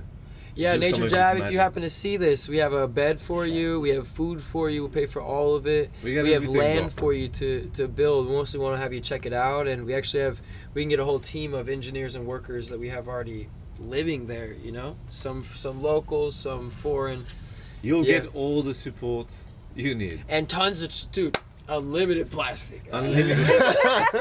We got fuel for life, yo. Because hey, to be real, when it comes to pollution and the biggest problem in the world, it's all about fucking plastic. The biggest problem when it comes to the environment is deforestation and trash. Yeah. It's everywhere the problem, and no one is dealing with it. We use so much plastic. It's the amounts we use is just we It's cannot insane. realize how big it is and how much there is. And when you go to countries like that, when you go to third world countries, you see a bit more because there's no cycle. So I've done hikes in places where there's literally layers of earth and plastic that. It makes no sense. You see it, you're like, what? How'd they get here? But what's crazy is for me, that's when I started working with it, because I was like, no one's coming to save us. Do it ourselves. Yep. Until not too long ago, I was like, I don't want to pick up plastic. I didn't put that trash. I don't like cleaning after the others. But then I'm like, no one is doing it. Like there's no one coming to save us. We gotta take it into our own hand. And there's so much everywhere, and it's just accumulate. Yeah. And for me, I spend a lot of time in nature, and it's destroying the hikes you want to go to. It's destroying like all the sexy places, because we talked about it earlier. You were like, nature, helping nature isn't sexy. And I'm like, I fully disagree. I think it is the sexiest thing you can do, because it is so beautiful. And you go to a place, we work with this natural reserve in our village, for example. You spend a few hours with a little group of cleaning the trash, it looks completely different. Yeah. It doesn't take anything. It doesn't cost money. It doesn't cost anything. And you just clean it. It's just how you put your energy. And yeah, that's just what we gotta do. It's That would be a good skit of to raise awareness about picking up plastic being sexy. You could like go out with Adriana to go hiking, and every time you see a piece of plastic, just kind of maybe like pick it up, and then she's like, Make a pose. make a pose, and then she's like, oh, that's so and then hot. yeah, and I'd be like, babe, what? Oh, you're so hot. yeah. Then the next one, you take your shirt off, and she's like, oh my god, Yeah, I've been so hot from picking up all this plastic. it's just so sweaty. Oh my god. And at the end, you're like, who said helping nature isn't sexy? Exactly. I like that. We gotta work together. Let's gotta go work film together. it once a a good week. That's hilarious. That would be cool. Another thing I want to add, because I want to talk about that. It's another big part of our mission with Primal by Nature is we want to create food forests. I want to create abundance of food locally. So there is this reserve we're working with, where I figured out that buying land costs so much money, to a point that it makes no sense. If you want to help all these places, then the only way you can do it is by buying land. To me, it's a waste of energy. I don't have fuck you money, So by collaborating with places where I'm like, hey, I bring you people, I flow money to you place, it's you place, so it's mine owned, it's indigenous land that they should never sell, but we create with them a lot of value, and we're gonna create food forest on their property. We've had mission where we clean the place, we created like natural pools because they have these beautiful waterfalls, and I got my bro Neil from Creasol, but Creasol, that's his page. That's what he's like, a permaculture master, and I'm working with him to be able to get these local guys trained and to get like all the tools in their hands so they can start like building their own food forest, and teach Mayans how to take care of their lands, because it's something they've lost. They've lost the knowledge on how to take care of their land. They don't know how to do it. And that's why the way they do it, they shave a land and they do monoculture, but nothing grows, because there's no more life in the ground. Or they do it in places where in Santiago, you can see that where they left the ancient of the land, like the old trees, and they shaved everything off and they plant, but then those plants are not accepted. So there's a lot of sickness and a lot of you see, you don't need to know much. You just go and you observe and you see, you read the story of what's happening. But it's a land where you can create so much abundance. And our friend, like, he created those permaculture food forests while using chicken, So we also, his idea is you create abundance while creating an income too. So the idea is to teach the Mayans, the locals, how to create abundance with their own land while being able to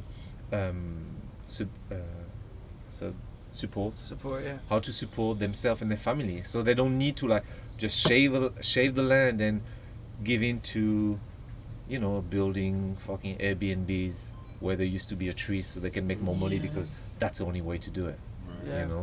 So that's my mission for me, is like to empower the locals to keep the land and take care of it. And I really believe in a revolution from the outer edges of town by creating food forests and teaching a few and making people wealthy and abundant from nature. For people to understand that the way to take care, the way to create wealth and create abundance is by taking care of nature. Like whenever you speak, I hear this, like, I guess it's a mantra. It's like prosperity over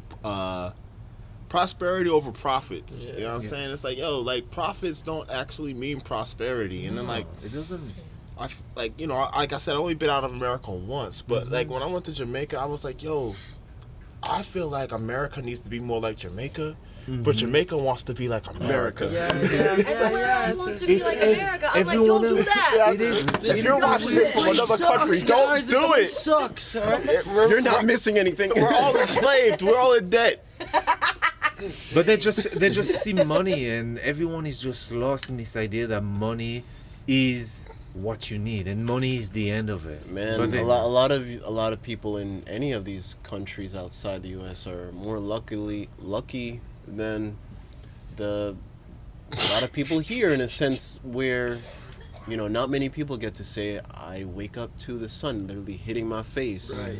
versus me being imprisoned in an apartment or Alarm or clocks waking you up. mentally imprisoned and not being connected to nature, versus someone so in tune with nature because they just live in a certain field and biorhythm. But even there, like, and you see it where we live, is you have these villages. Again, to me, I walked there and I took a whole crew the other day of I know what 13 to say people after to this, walk into yep. another town. I was like, guys, this place makes absolutely no sense. This town is like in the most beautiful valley, like surrounded by the most beautiful. It's Avatar.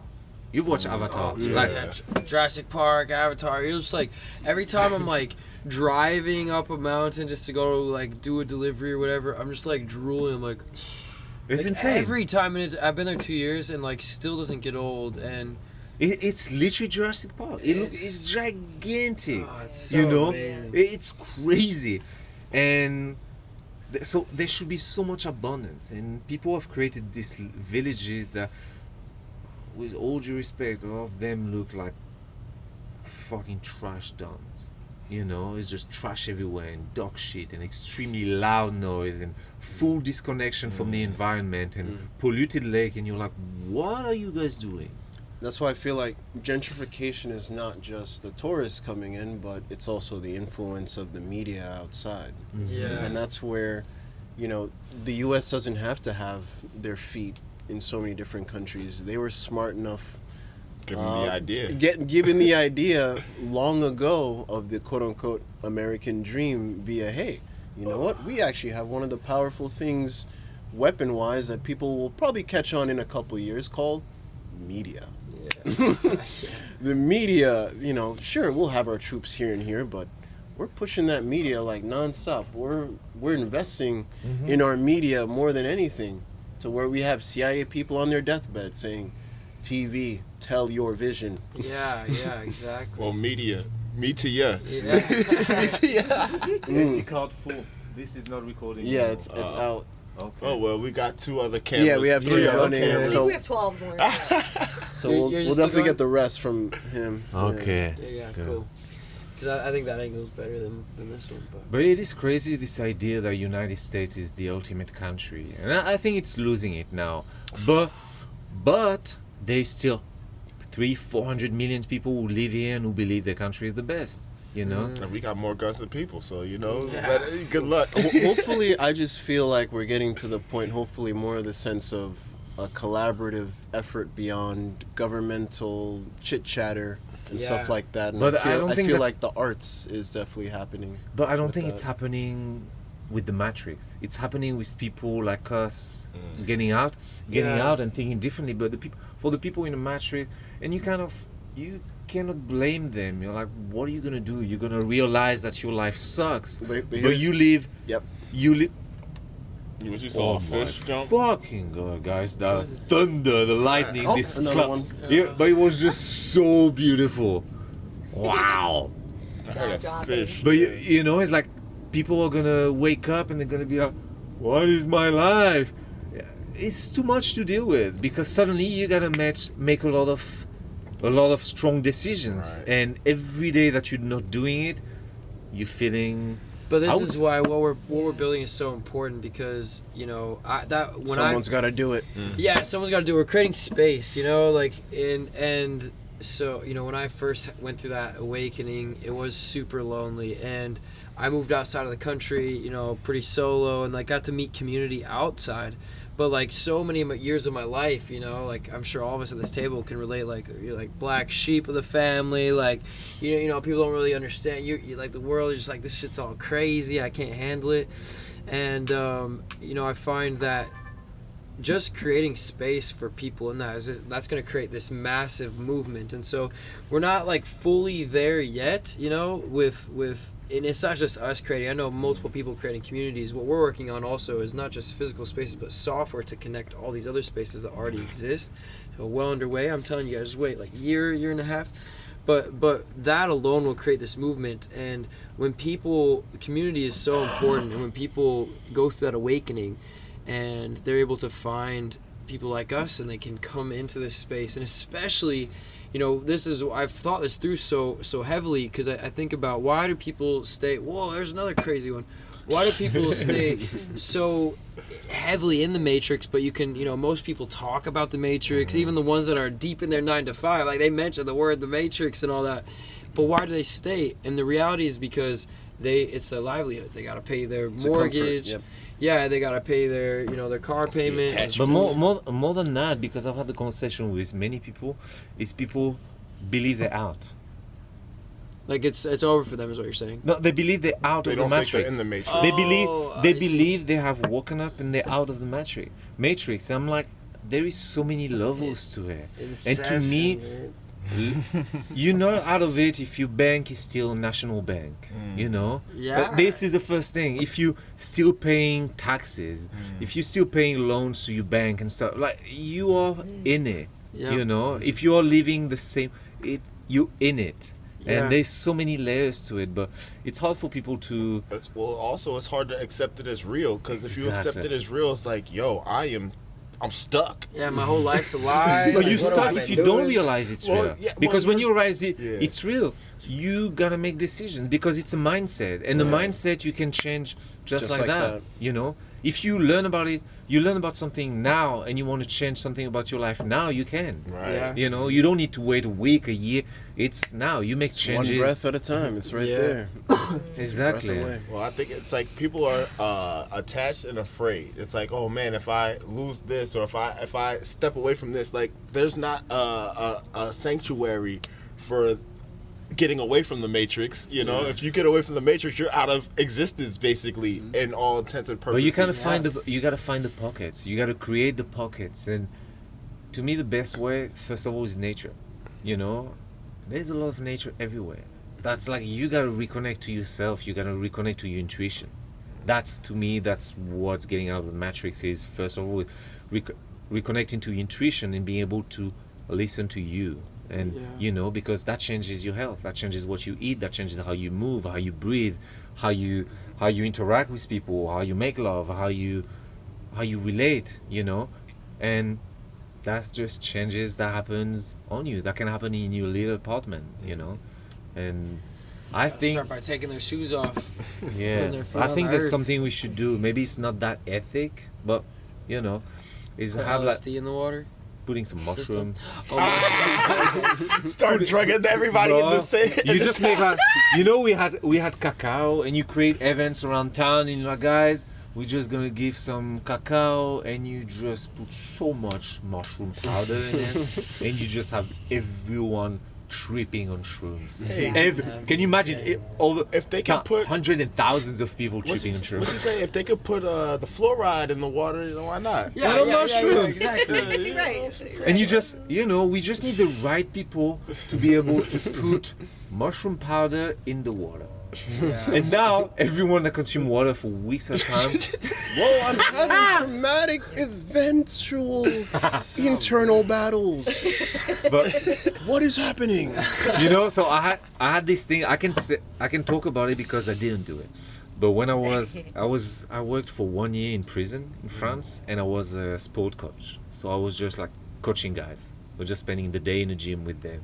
And I was friends with a few of them, and we talked about mushroom and stuff. And I was like, I had the opportunity to create a little experiment.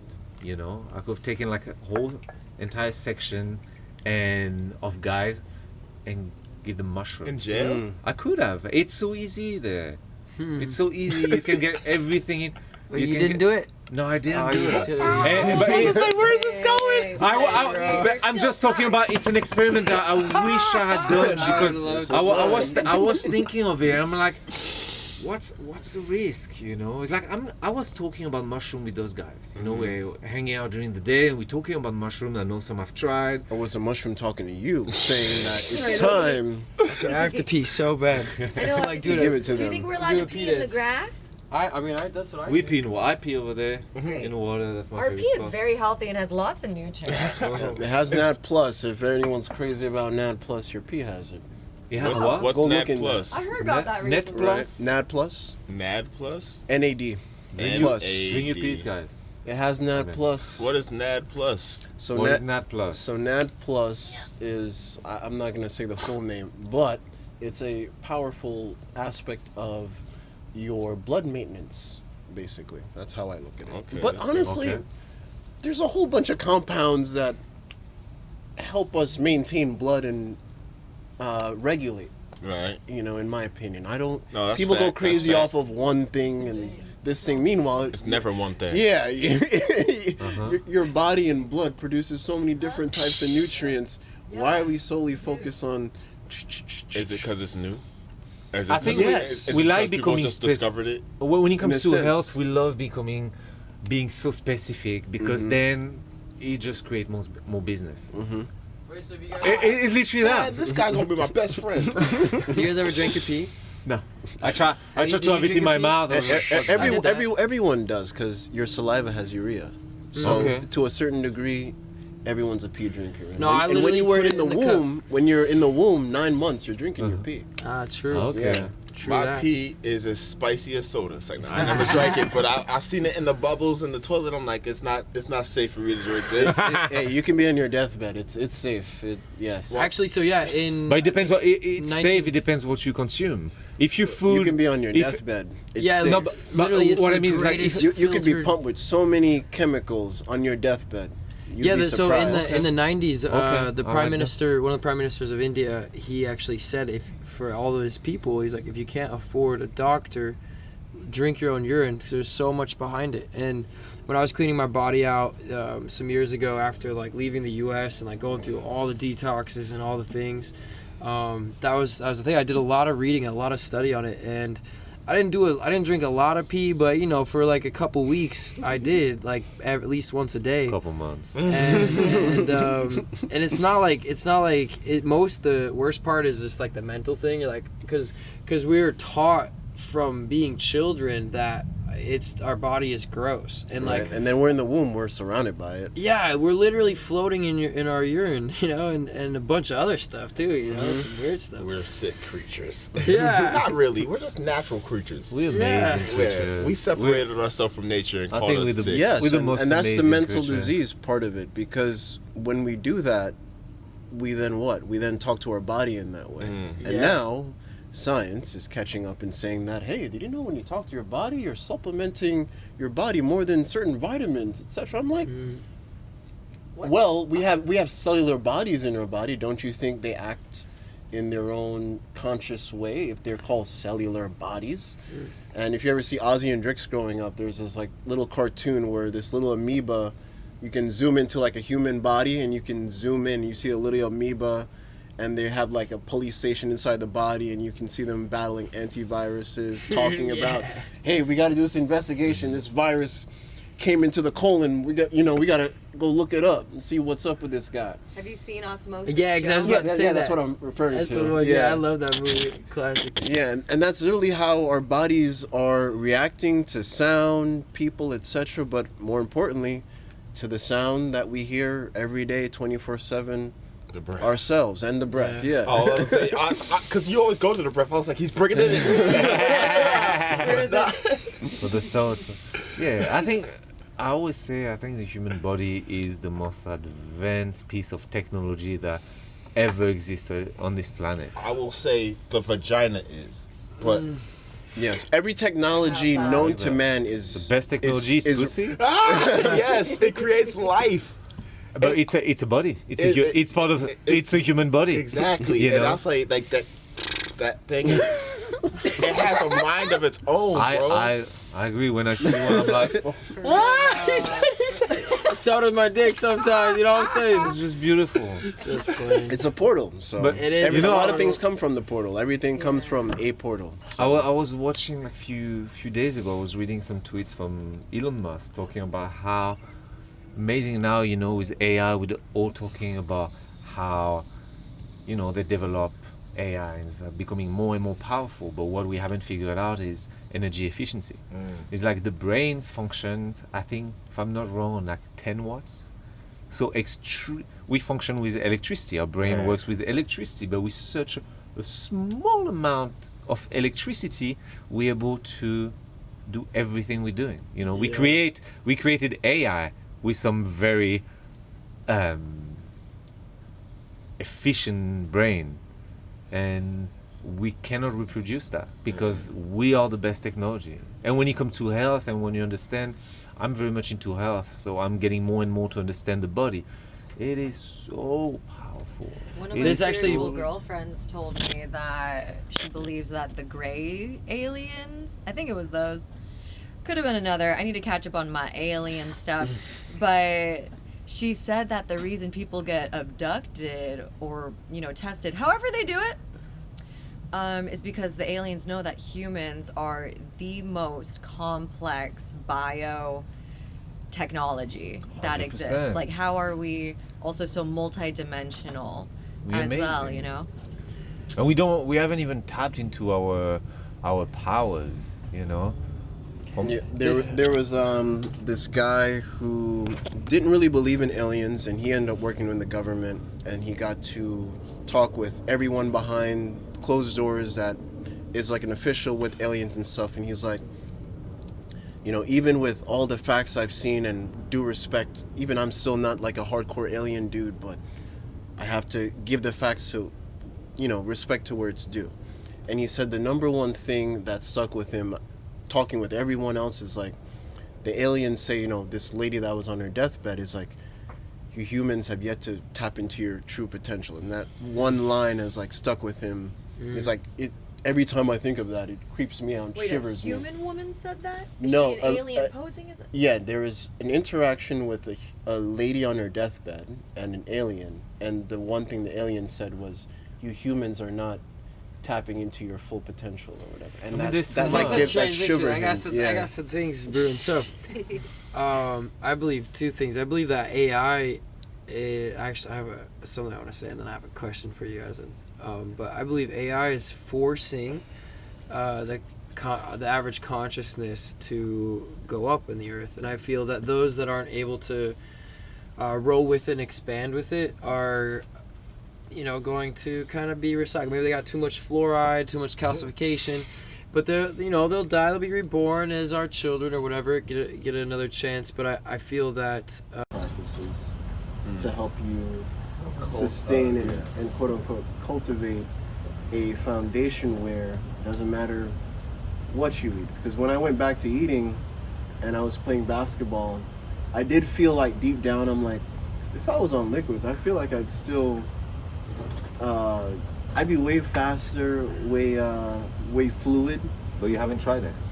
I have actually. I've been going back and forth. So the longest I went on liquids recently was like 4 days out of this whole year, and that was like 4 days ago. And then yesterday I broke it Okay. again. And then But towards my birthday, I may go back. After January, I may aim for 8 years. what or have more. you eaten? What have you eaten? Like Mainly plant-based stuff. Yeah. This guy is disgusting when it comes to eating. Oh yeah, let him know. Disgusting, bro. It's disgusting, bro. It's not even. It's The not wind tunnel stomach. Yeah, I'm like, what? Like, I remember we both had a pizza. I had a pizza, he had a pizza. After we're finished eating, I was like, damn, yo. He's like, yo, you want to go get smoothies? man, what? He's like, yeah, I'm in a mood for Oakberry. What? What? We got Oakberry, and then I think, if I'm not mistaken, we got after Oakberry, we got Vigelato afterwards. Oh, yeah. Too. So I was like, bro, where is this food going? Like, you ate at Love Life, you ate at the Oakberry, and now you're eating again. So I was Yeah, like, and then when I was eating, I'm like, how do y'all people do it then? If he's complaining, I'm like, man. and then if I'm eating the way I'm eating, I'm like, how do the obese people, how do they do it? How do they All get day there? long, bro. Sweets, Yeah. sugar, all day long. It's Yeah, a that priority. That's it. It's a pedestal. Yeah. Yeah, Can't this is imagine. another level.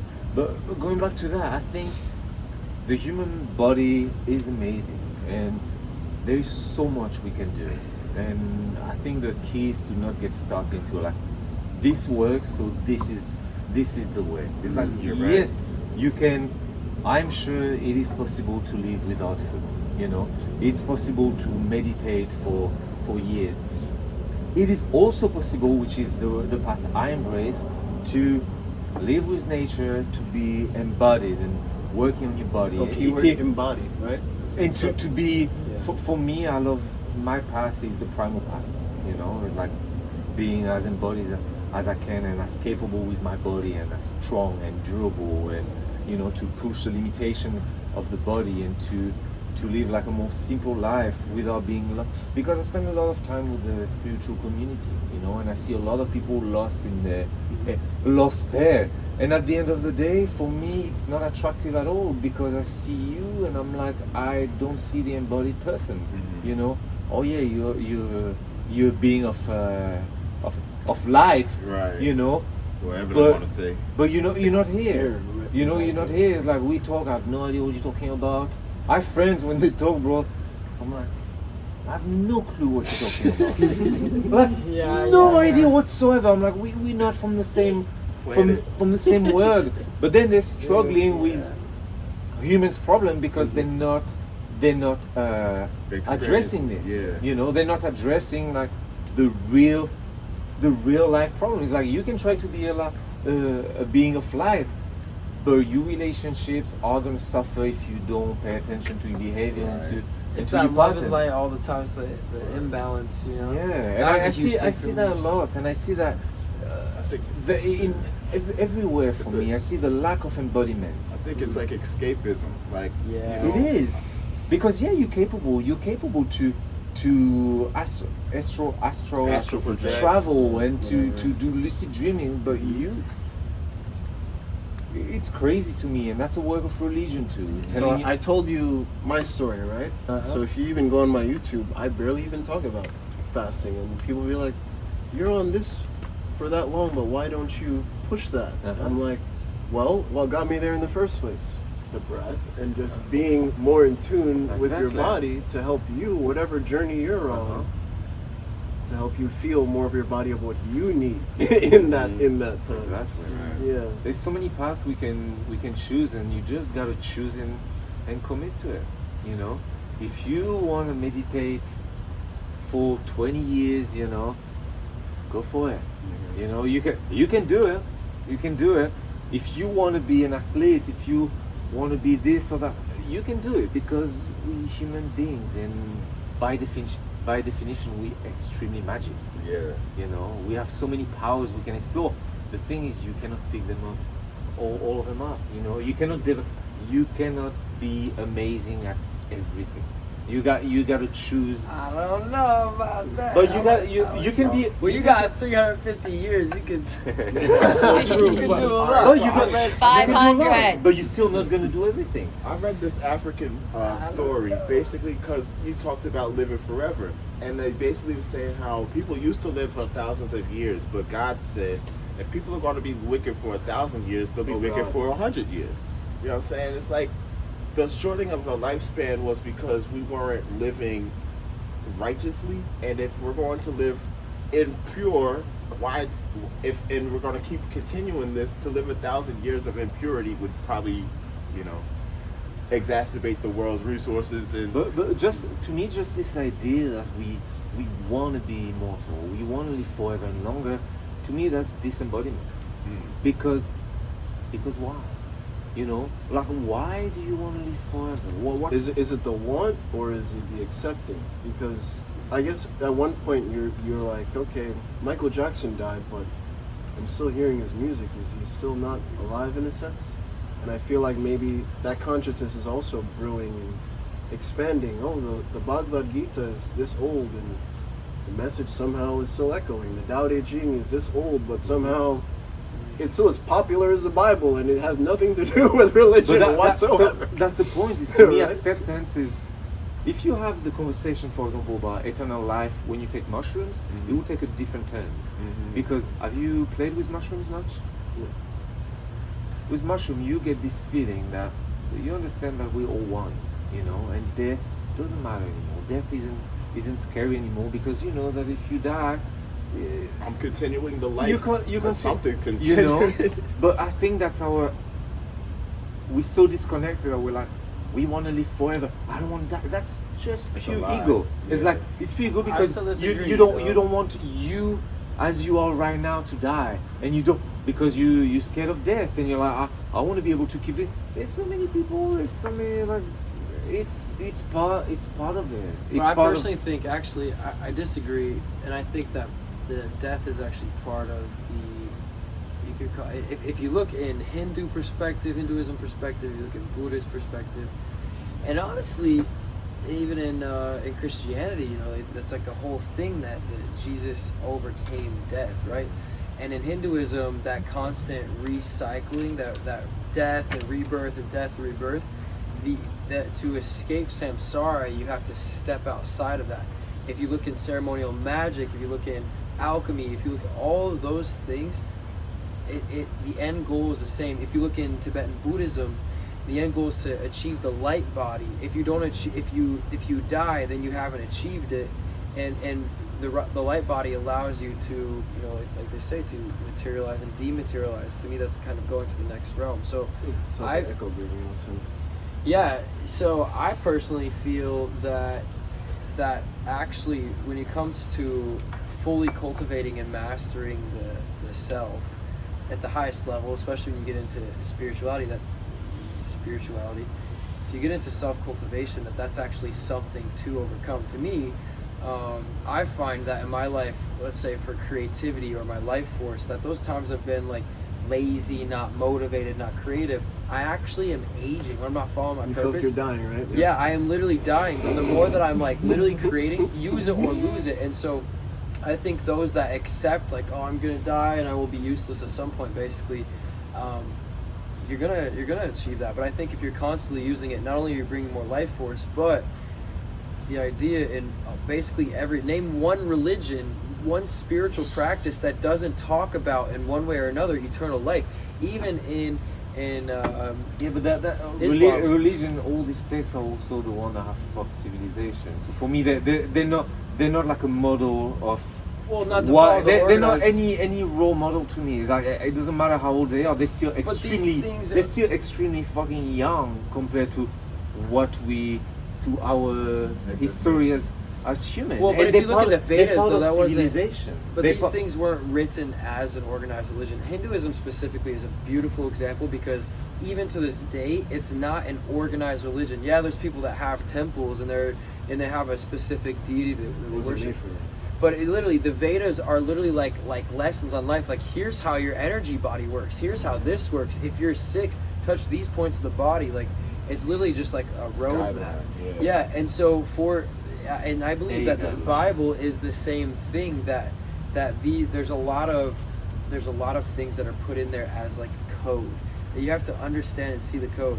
But in the end, like, yeah, sure, all the religions, yeah, they're organized, they're used to manipulate people. Yeah, 100%. That's why I'm not following organized religions. But the reality is, they all point to the same thing. They say the same thing in a different way. And so I think to ignore that because it's so repeated in literally every spiritual practice ever, I see that as something to not ignore. Yeah, something valuable.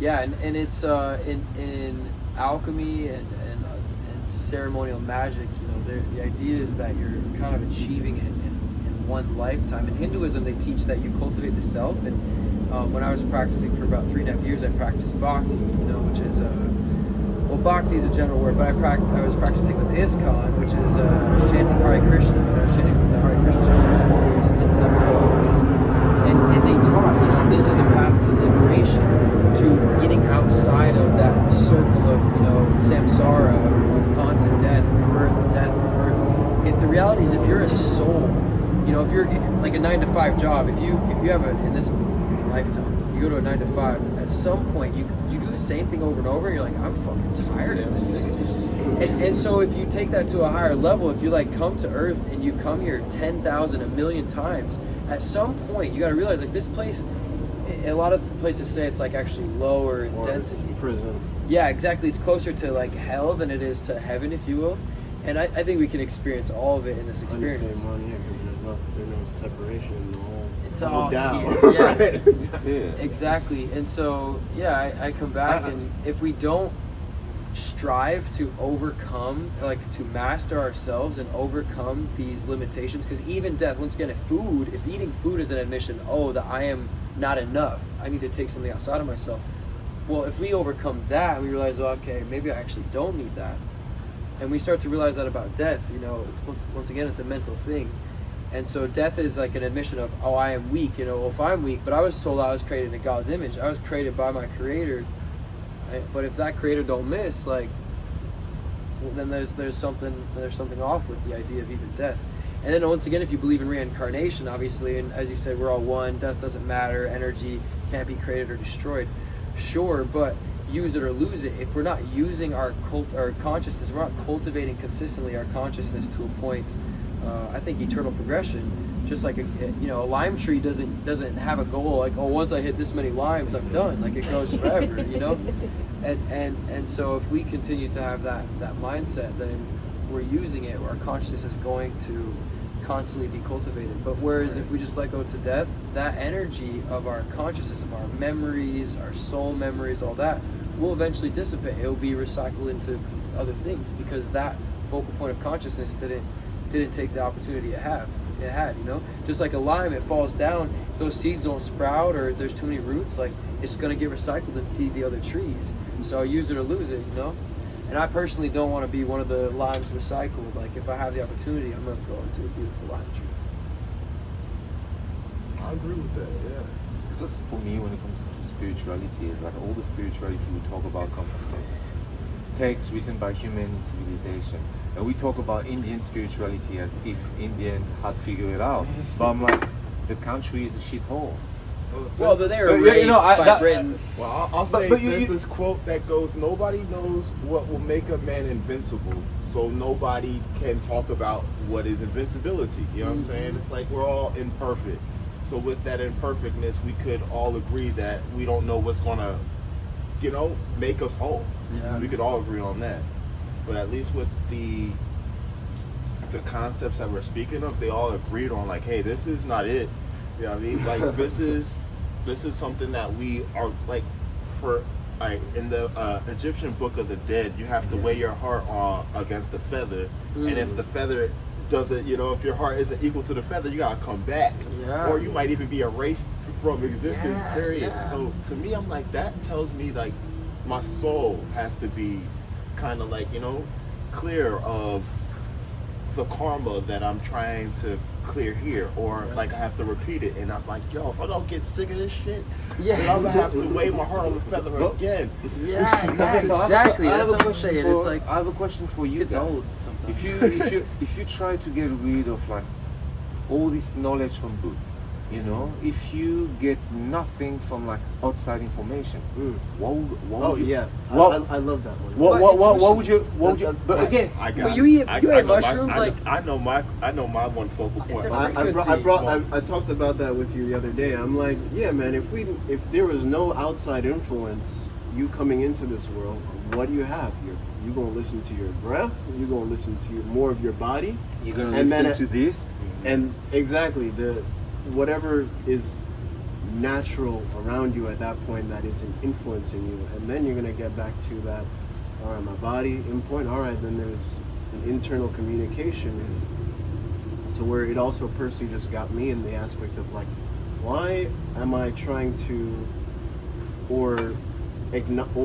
give energy to the idea of detaching my spirit from my body? Why is that even a thing? Why that even should be a thing? That wouldn't be a Yeah, thing. that wouldn't be a thing, That's just right? what Because I'm like, you okay, I wouldn't even came in have here the like, thought. oh, all right, I'm here. I gotta do, You know, because I this gotta is a new be concept. more of what I am internally. Right. So with that being said, that got me to also be more bodily aware when I got more closer with the breath as a friend, where when I go to rest, I can, hey, if I want to, what many people call astral traveling, I don't like to detach my body in a sense where I'm pulling, but why can't we understand that, hey, if we're a vessel, keyword a vessel, and source put us through here, don't you think source is still connecting but internally pushing you out into wherever you think your spirit is? It ain't coming from like a Sims where we all have that thing and we're like, Right. It's actually more like internal, if Yeah. anything. So why can't we get to the aspect of when I astral, I don't pull, but I rather echo, where I'm vibrating multiple of myself, Yeah. where I'm vibrating so much where the layers will expand where I'm still whole, but now I can have more awareness to travel Totally. wherever.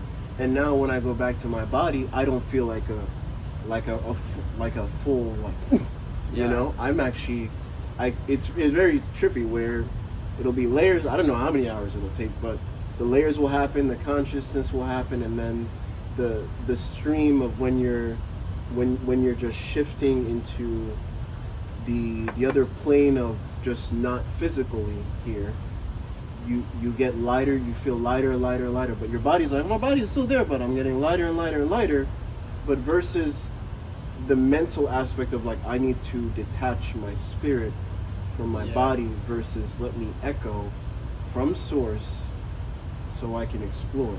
Totally. And then you also become more bodily aware where you now can either, do I want to go into dream world? Do I want to go to astral world? Or do I want to also be more bodily aware, where when you become more bodily aware, I would say focus on your pulse, where you'll start to understand where if you are so still and you're in that bodily aware sensation, you start to realize the pulses in your body start to actually repair your body.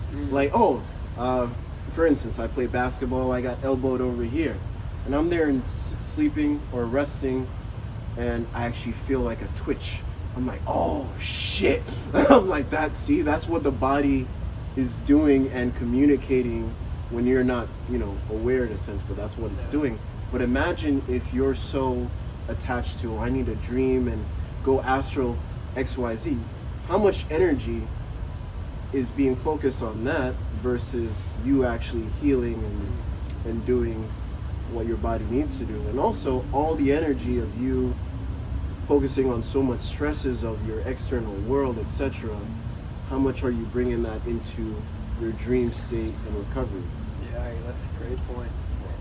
I just want to say, because like you were saying, like if there was no written direction or written code, or first I'd be like, damn, people really fuck us over, because it's like I would like a survival guide if I was the second generation human. I'd be looking up to Pops like, yo, so what am I supposed to do here? You know what I'm saying? So like, I think religion was first like a survival guide. Like, for instance, the 10 Commandments. If I felt like that was something that created or destroyed society, it's like, yo, do not do these things because this will break down our society. Or even if they didn't write stuff, I would be like, yo, I keep creating the same problems in my life. Why do these habits it's like a clock, I keep getting at this time, and every time I get to 7 o'clock, this happens, and it's like, why is this happening? And I think that's where the religious part came in, because it's like, yo, if we are in this, like I call it like a game, if we're in this game and we break these rules, these are the consequences to breaking the rules. And it's like, irregardless to if it was written or not, these were always going to be like the pattern. But then what people have done is like, you know what? These rules are based in truth. but let me attach my truth to it, so that way my truth can become truth too. You know what I'm saying? And then Yeah. I feel like messy. it always stems from the disease of separation, right? And we can look at the people who showed modern civilization. No, this is where Dogon, the Sirius B is, from the Dogon people. Well, let's look at the Dogon people and how they even got to this type of consciousness. There's no written stuff that they've shared over the years that their society have maintained. It's all via verbal and communication, and they've used that technology in a sense, because from their understanding, or what they've said, is like, we've came to this planet in a sense with all the technologies that society is trying to recreate or come back to, in a sense, where we got to a family structure where the information is verbalized but vibrationally communicated, to where the point in Kenya till this day, for thousands of years, they still have a 12-man system where every night there's someone up there watching the stars till this day.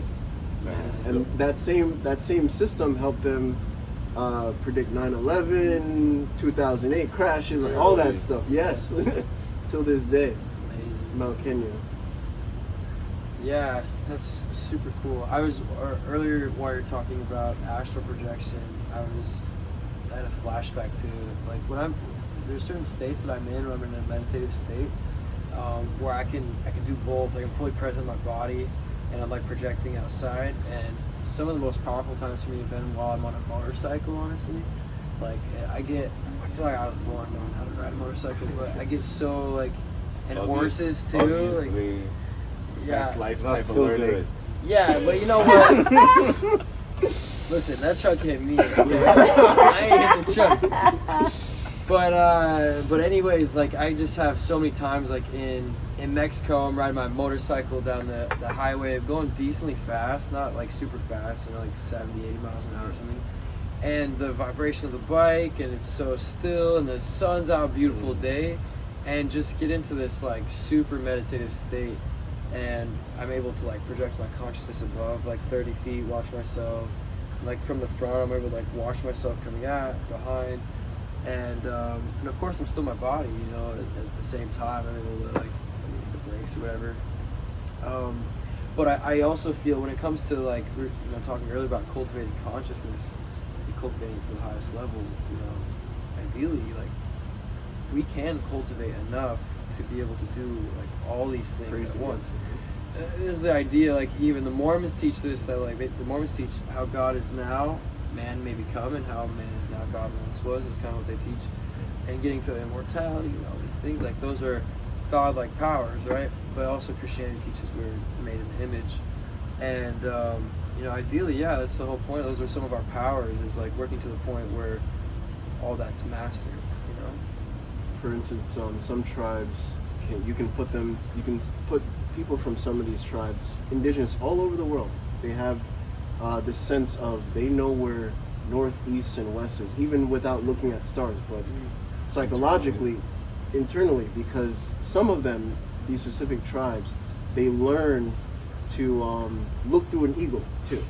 Where they see an eagle fly, they're like, they're projecting their consciousness through the eagle. And that's how they learn from they were a kid to when they go older, to not even need to use the eagle, but they project and learn some type of Like different sense. Like a mental technique. Yes, and now it relates to the people who are doing it blindfolded, right? Where they can see different cars. Even people who are blind go to these places so they can learn to drive a car, because they blind already. Yeah. So like, how can I tap into another sight that I can't, you know, see with my eyes? You already have it. And there's another sense within us. So imagine, that's just one sense. Can you imagine the years tapping into that sense? What other senses? It starts to expand. Yeah. And the human visual, or the visual spectrum in general, of light, not visual, but just like light that exists is like this, and the human visual is like this. Yeah, because we don't truly see with our eyes anyway. See with our brain. It's exactly. Yeah, 100%. Yeah, and the more in tune we get, like you start to realize, like first, you know, for me, psychedelics, eating mushrooms, those things open myself up to a different perspective. But honestly, when I was a kid, actually, part of what shut my consciousness down was I was like 5, 6 years old, and I was telling my parents, I'm like, I see these shadow people. And what I realized now was like they were coming to talk to me, you know, like dead people, whatever. They had unfinished business. And yeah, literally, bro, little Teddy. It was funny when I was a kid too. They said I looked just like that kid in the movie. Like I used to get it all the time. Like what's that kid, Macaulay Culkin or whatever. Wow. But anyways, yeah, that happened a lot. And I just remember, like I would tell my mom, like, hey mom, there's another shadow person here. And like a lot of times they wouldn't talk to me, but sometimes they would talk to me, and I'd wake up in the middle of the night, sometimes scared, sometimes not, and I would talk back to them. And my mom's like, this kid's fucking crazy. She put me on pills, you know? Yeah, she put you on pills. Right? Wow. Yeah, so they put me on stuff. So I love you, my son. Yeah, they fed me more McDonald's, you know, but yeah, just to show, you know, like my perception was that I was seeing people who had either passed or whatever, and they knew I could see them, and they're like, oh, I have this unfinished business, you know, can you communicate it? Someone I love or someone whatever, and that just shows, you know, like I lost it, so you know, some of that visual spectrum, but I've reawakened it actually in just the past like 4 or 5 years, and now I'm like, you know, all right, what you need, like get out of my space, like leave me alone, like, you know, but those are able to be cultivated, and with that, knowing that, with all the visual light, like think of all the things that we can see with our eyes, you know, like spiders and dolphins and other humans, and so all the other stuff that we can't see, you know, like there's so many other creatures out there. Yeah, there are so many spiritual superpowers, if you will. I mean, we all have access to them, but I was just hanging out with our friend's son, like 6 years old, at Lake Atitlan. Leo. Yeah, Adriana Gobato's son. And so he was telling me about all of the spirits who he sees. And I was like, can you tell me more? And he's like, yeah, one of them's like this tall, and sometimes I'm walking into my room and he'll scare me, like, bah! And he was like, yeah, and sometimes I let him control my body. Like, look, I'm not doing that. He's doing that. And I'm like, oh my gosh. And then the night goes on, and Leo is just so intuitive. And I contribute it to him living in this beautiful place that has so much clarity, you know? And as kids, we are more clear. That's before a lot of programming enters, a lot of maybe as much poisonous food. Exactly. And so he's so connected to his powers, and his mother encourages them, of course. And so he's just so beautifully flowing into natural practices and healing abilities too. Like I was giving his mom some Reiki for her broken foot, and I was like trying to do what I normally do with kids, which is throw some educational tidbits out at them. So I'm like teaching him how I'm doing Reiki, connecting with the earth, opening the crown chakra, being a vessel for the light of God, and I'm blah, blah, blah, blah, blah. And at one point he just goes, can you stop talking? I'm trying to meditate and send you energy. What a G, dude. I know! They start playing with energy balls and everything. Yeah! So totally, to me, more kids like Cody, and I would like to think that our future kids will for sure be going to psychic school and cultivating these powers. Yeah, there's a family in Bali right now, and she's headstrong on not letting her kids touch a cell phone until they're like 10 and stuff like that. And now they're at the point where, they're blasting key balls. They're going back and forth with each other. Mommy, look what I can do. And they're like going back and forth. Like, no, Mom, I can spin this better. And they're like live doing it. And she's like, oh my God, this is really happening. We're doing this. And they're just playing with it back and forth. So I can only imagine, hopefully they're consistent, how many years, what that's going to look like.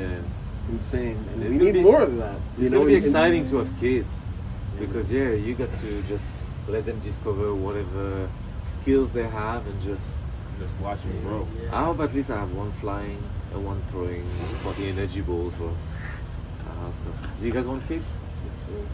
I need an heir to the knowledge. You need what? An heir to my knowledge. Exactly. Yeah, I mean, How many kids you Airbenders. like? 8. Oh yeah, I Nice. love that. I love that. That's why you got. like I got no attention for 8 kids. No, don't worry. I'm gonna get one But- nanny per bro, kid, that- yo. But you don't need to, because that's the thing with having kids. Is kids take care of each other. Mhm. The more At some point, the more at you, one the more point. kids you have, The more they're gonna take care. They Oh, take up- really? That's You what got I'm more than saying. 2, they got each other's back. that's Bro, how we're doing all this food delivery, bro. I need a lot of food delivery drivers. You know what I'm saying? So exactly. we like 30. But you know, it's like when you start having few kids, is when your oldest get to like 7, 8 years old, start taking care of the youngest one, and eventually, that's a self-sufficient ecosystem you've created in your home. You know. Totally, bro. I can't wait. I'm gonna be like putting my kids in the dark room. Like, hey, you're 3 years old. First with pasta. Like We go in the dark You are room gonna for be 10 days. so more breath aware than me. You were in the womb. I was playing my breath music. actually. Yeah, I need you to process that trauma from those past lives. Word. Uh-huh. You're way ahead of the curve. All right, ancestor. Which ancestor popped out? Tell me. Talk to me. Talk to me. All my kids know how to cook before they can talk and walk. Man, you just gave me an idea. Well, he has something called the breath fingerprinting, right? Oh, the breath fingerprinting. Yeah. What if that's how you can tell your ancestor came back? You know? Oh snap! Whoa. Now What? we're going Well, fun. talk about the So- breath fingerprinting.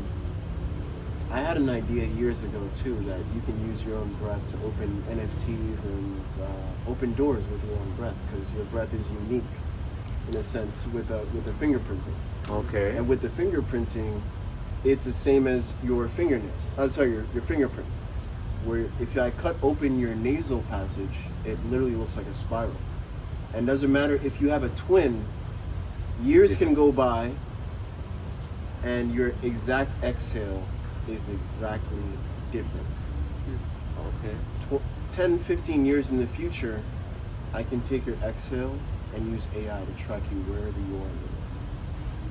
What? So maybe reincarnation, we could be like, hey, you was Devon the Black Airbender. You're breathing. You're like, dude. Oh snap! I never thought about it like that way. So yeah, with quantum computing at that point, yeah, we can even tap in with breath fingerprinting and be like, you know what? Forget genealogy. Your breath. Look at all these ancestors connecting to you like the Avatar via breath. I would hate to have life consecutive sentences. Consecutive life sentences. Oh You got yeah, I can 278 imagine. years. Dude, yeah, like, straight up. Find him and bring him back. But on I top wonder- of that, what we're doing with breath fingerprinting is we're using his acupuncture, and let's say we're targeting the heart and spleen. Mm. So we'll be doing that, and I'll be recording my long ass exhales that people can hear, and their mirror neurons will pick up, whether they realize it or not, because the breath doesn't lie. So when you're listening to that, I give people the example as if you're watching a scary movie and you're seeing somebody run away from the killer. Your body is reacting in a state of panic because it doesn't realize the difference between a human, because that is still, you're hearing the panting, you're hearing the running of the footsteps, and your body is mirroring the neurons that is firing from the sound of the running, from their footsteps, because that's a bio sound coming from a biohuman, a biology, and you're taking in those information. Like I said, sound is information. The sound of your very breath is information as well. So if he's hitting me in those meridians, it's tapping into the deep parts of those meridians that someone is hearing it. So what even gave me the idea of pushing breath as music, I had a friend play a breath song to somebody in a coma. And when he got out the coma, he could do the exact same breathing pattern as he was listening to crazy. when he was in the coma. And that pushed me like, all right, I'll make it public. I don't care Yeah. if people think it's weird with me breathing, etc. I'm like, Heck yeah. and now it's becoming something way ahead of its time in a sense, but I feel like somebody needs to do it to understand that when even the sound of you breathing in the exact same moment of when you're birthed, your baby's first breath in a sense. You know, we can take that in the future, take the piece of the sound and be like, all right, he was born at this location, that location. With quantum computing, at least, we'll be able to catch up and be like, the breath can actually show us the location and date of where you were born, certain things of this nature, where your trauma was first induced to even get you to that point. That's how deep we're gonna take the tracing of breath fingerprinting with quantum, at least computing will catch up. But that's what I'm pushing out with the sound of breath, you know, taking it beyond breath work in a sense. By the way, side note, we've got a plan, kind of got the parts listed, everything, but we're gonna be building our own server in Guatemala, just like host our own AI. So we have our own information, we own our data. But anyways, when you're ready, like that stuff, I know how to, like all the hardware and the software, like we got like all that covered. We can make the custom AI. We can build it from the ground up, or we can take like some open source AI models and then kind of mold it to our own. But then you can have your own, you know, data. Will the Guatemalan government fund that? Do they give grants for that? I don't know if they'll Is there do any that. grants for any Guatemalan scientific Not I don't know. really. research that I'm not will help slightly- push Guatemala itself? Is I'm that not even a slightly thing? interested in what the government can or cannot do. I feel like we live in a place where we get to do things without having to involve the government. Yeah, it's Government is exactly. corruption. It's the old world. We don't need them. We don't need them because as soon as you It's get Bush's them, message, yeah. as soon as you get them involved, They're taken from you. they're control freaks. You know, they want to be in charge. They want to be the one telling you how to do things and how not to This is do why them. literally where we live, like we were saying earlier, there's some towns where like they don't even let the government in. You know, like they even had some natural disasters, some flooding in one of these towns a couple of years ago, and the National Guard was like, "Hey, we'll come in, we'll help everyone." They're like, "No, fuck off. We don't want you. We don't need you. Like, We'd get out." rather suffer And with it's hard what we're enough to going through than access. have y'all come in. It's hard enough to access that the government will need to really want to come and fuck with you, you know? Because it's like there's one road where we are. You know, there's one road that goes like through the villages and outside of the lake. Well, at some point, I think they'll come over and be like, "We want some of that oil you're making. Are you gonna sell it to us Yeah, exactly. for cheaper than what we're getting?" Well, I need to get it etc. to you. Y'all gotta build a road. Yeah, exactly. Oh, I'm you don't not want. flying this But the thing is, helicopter. like more road access means more road access. You know, more access from the outside to come, and it is a place that, to some extent, you want to keep it protected. Right. You know, you want to keep it protected because And that's the beauty with you guys, and we need to push and let people know that it's not just, you know, we look at New World Order type of talk and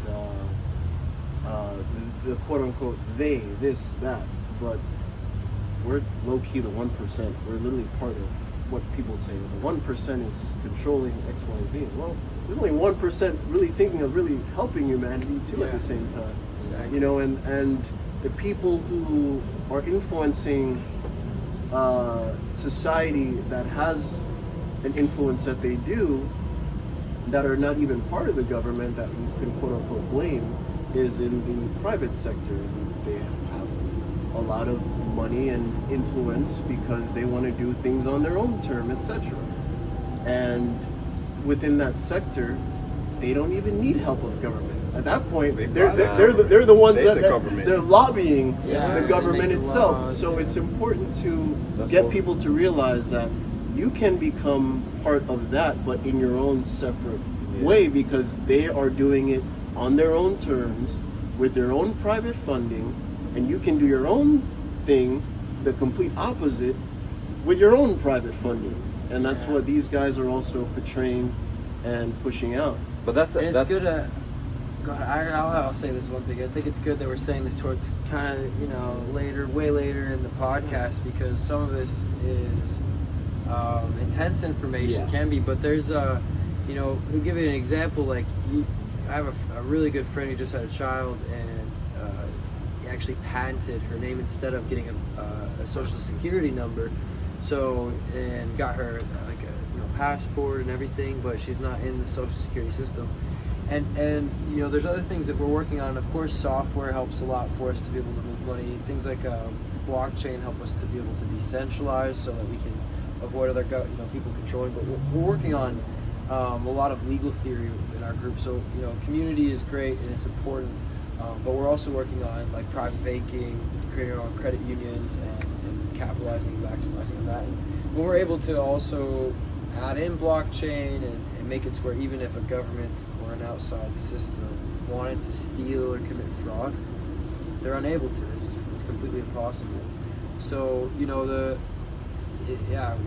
by committing yourself, just like Devon said, like realizing the 1% is what these people are labeling as that 1% in this system, and by creating something that actually works better, interacts more, like is connected more with community and nature, things like that, you're gonna actually live a more abundant and empowered life. But some of the intense stuff is there's a lot of legal theory. It gets actually spiritual.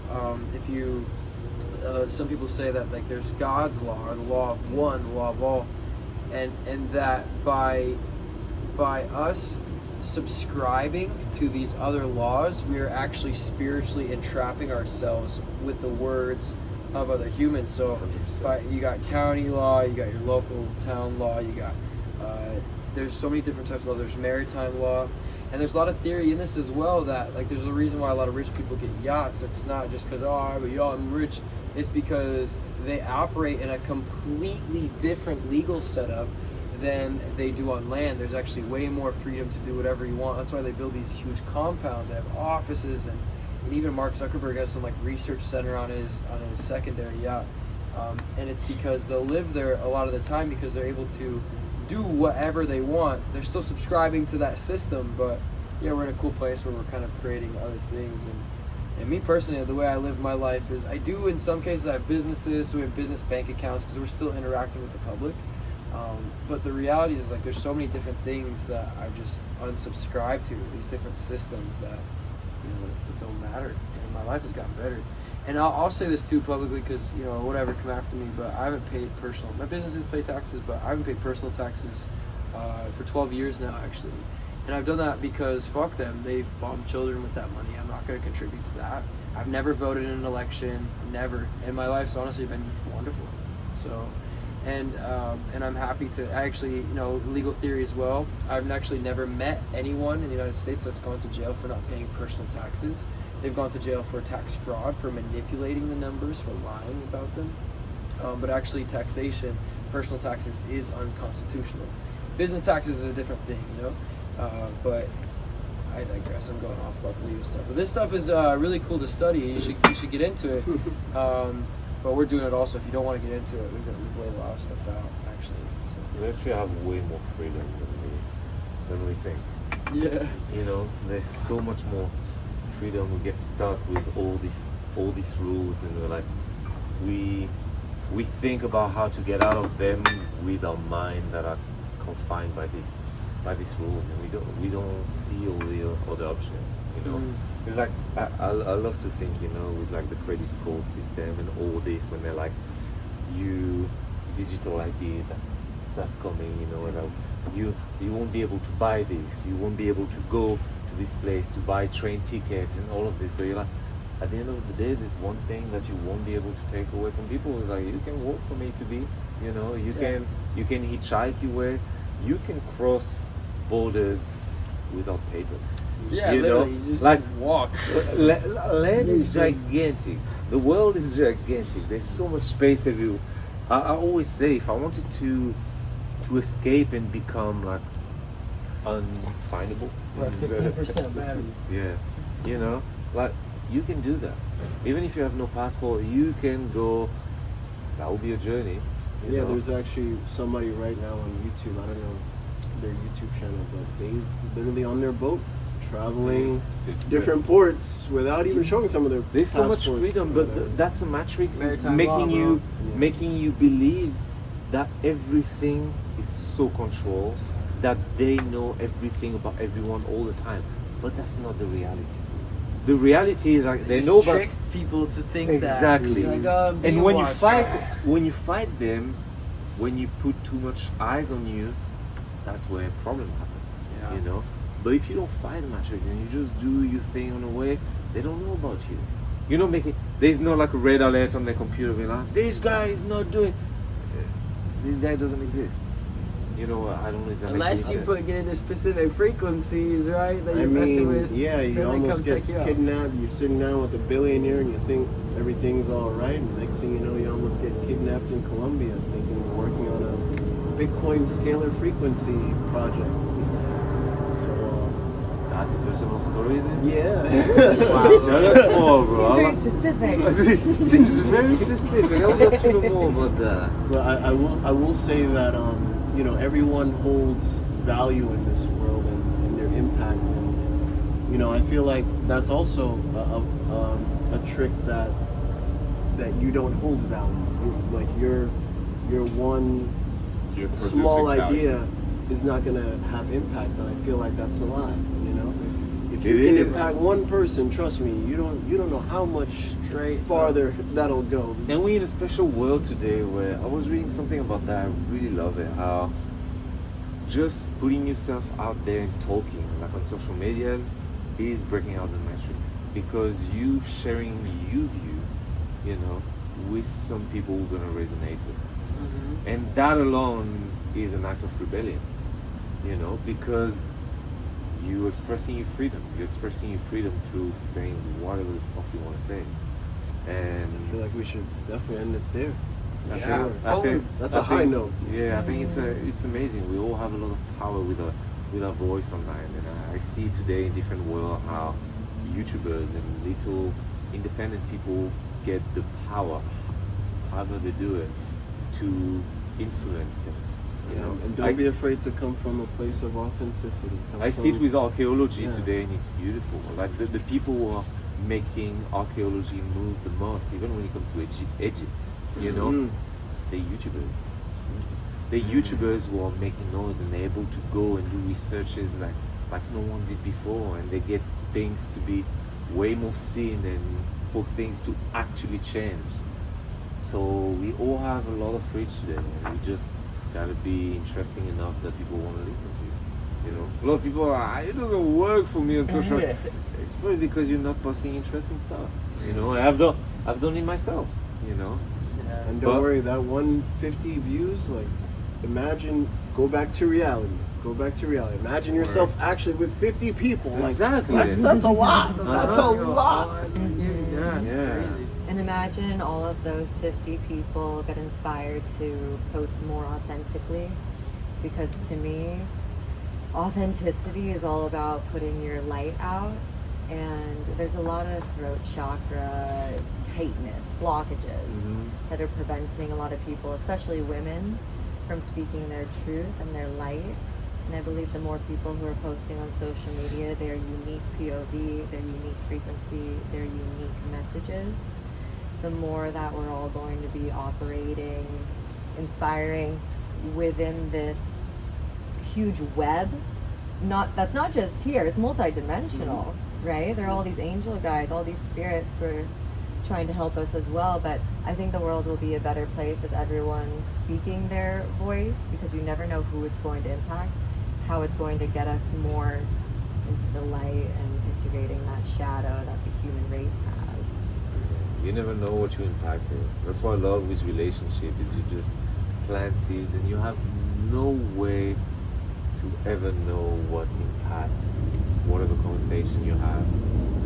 You know, they could literally be one person from listening to this podcast, one person that resonates with it, and that will impact the big decision made in 20 years time from now. You know what I mean?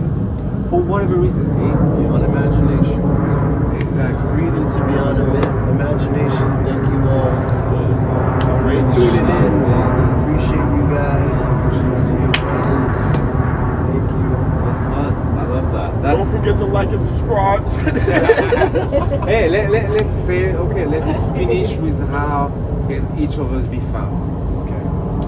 You know, I see that in Joe Rogan do as well. That's a good way to do it. You can find us. You can find Devon the Black Airbender all over social media, YouTube, and the Breathful podcast as well. That's the app. I'm Justin Bates. You can find me at Happy Needle 9. Happy Needle just anywhere.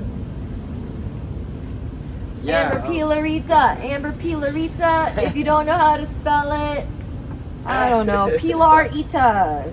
Pilarita. Catch me being weird online.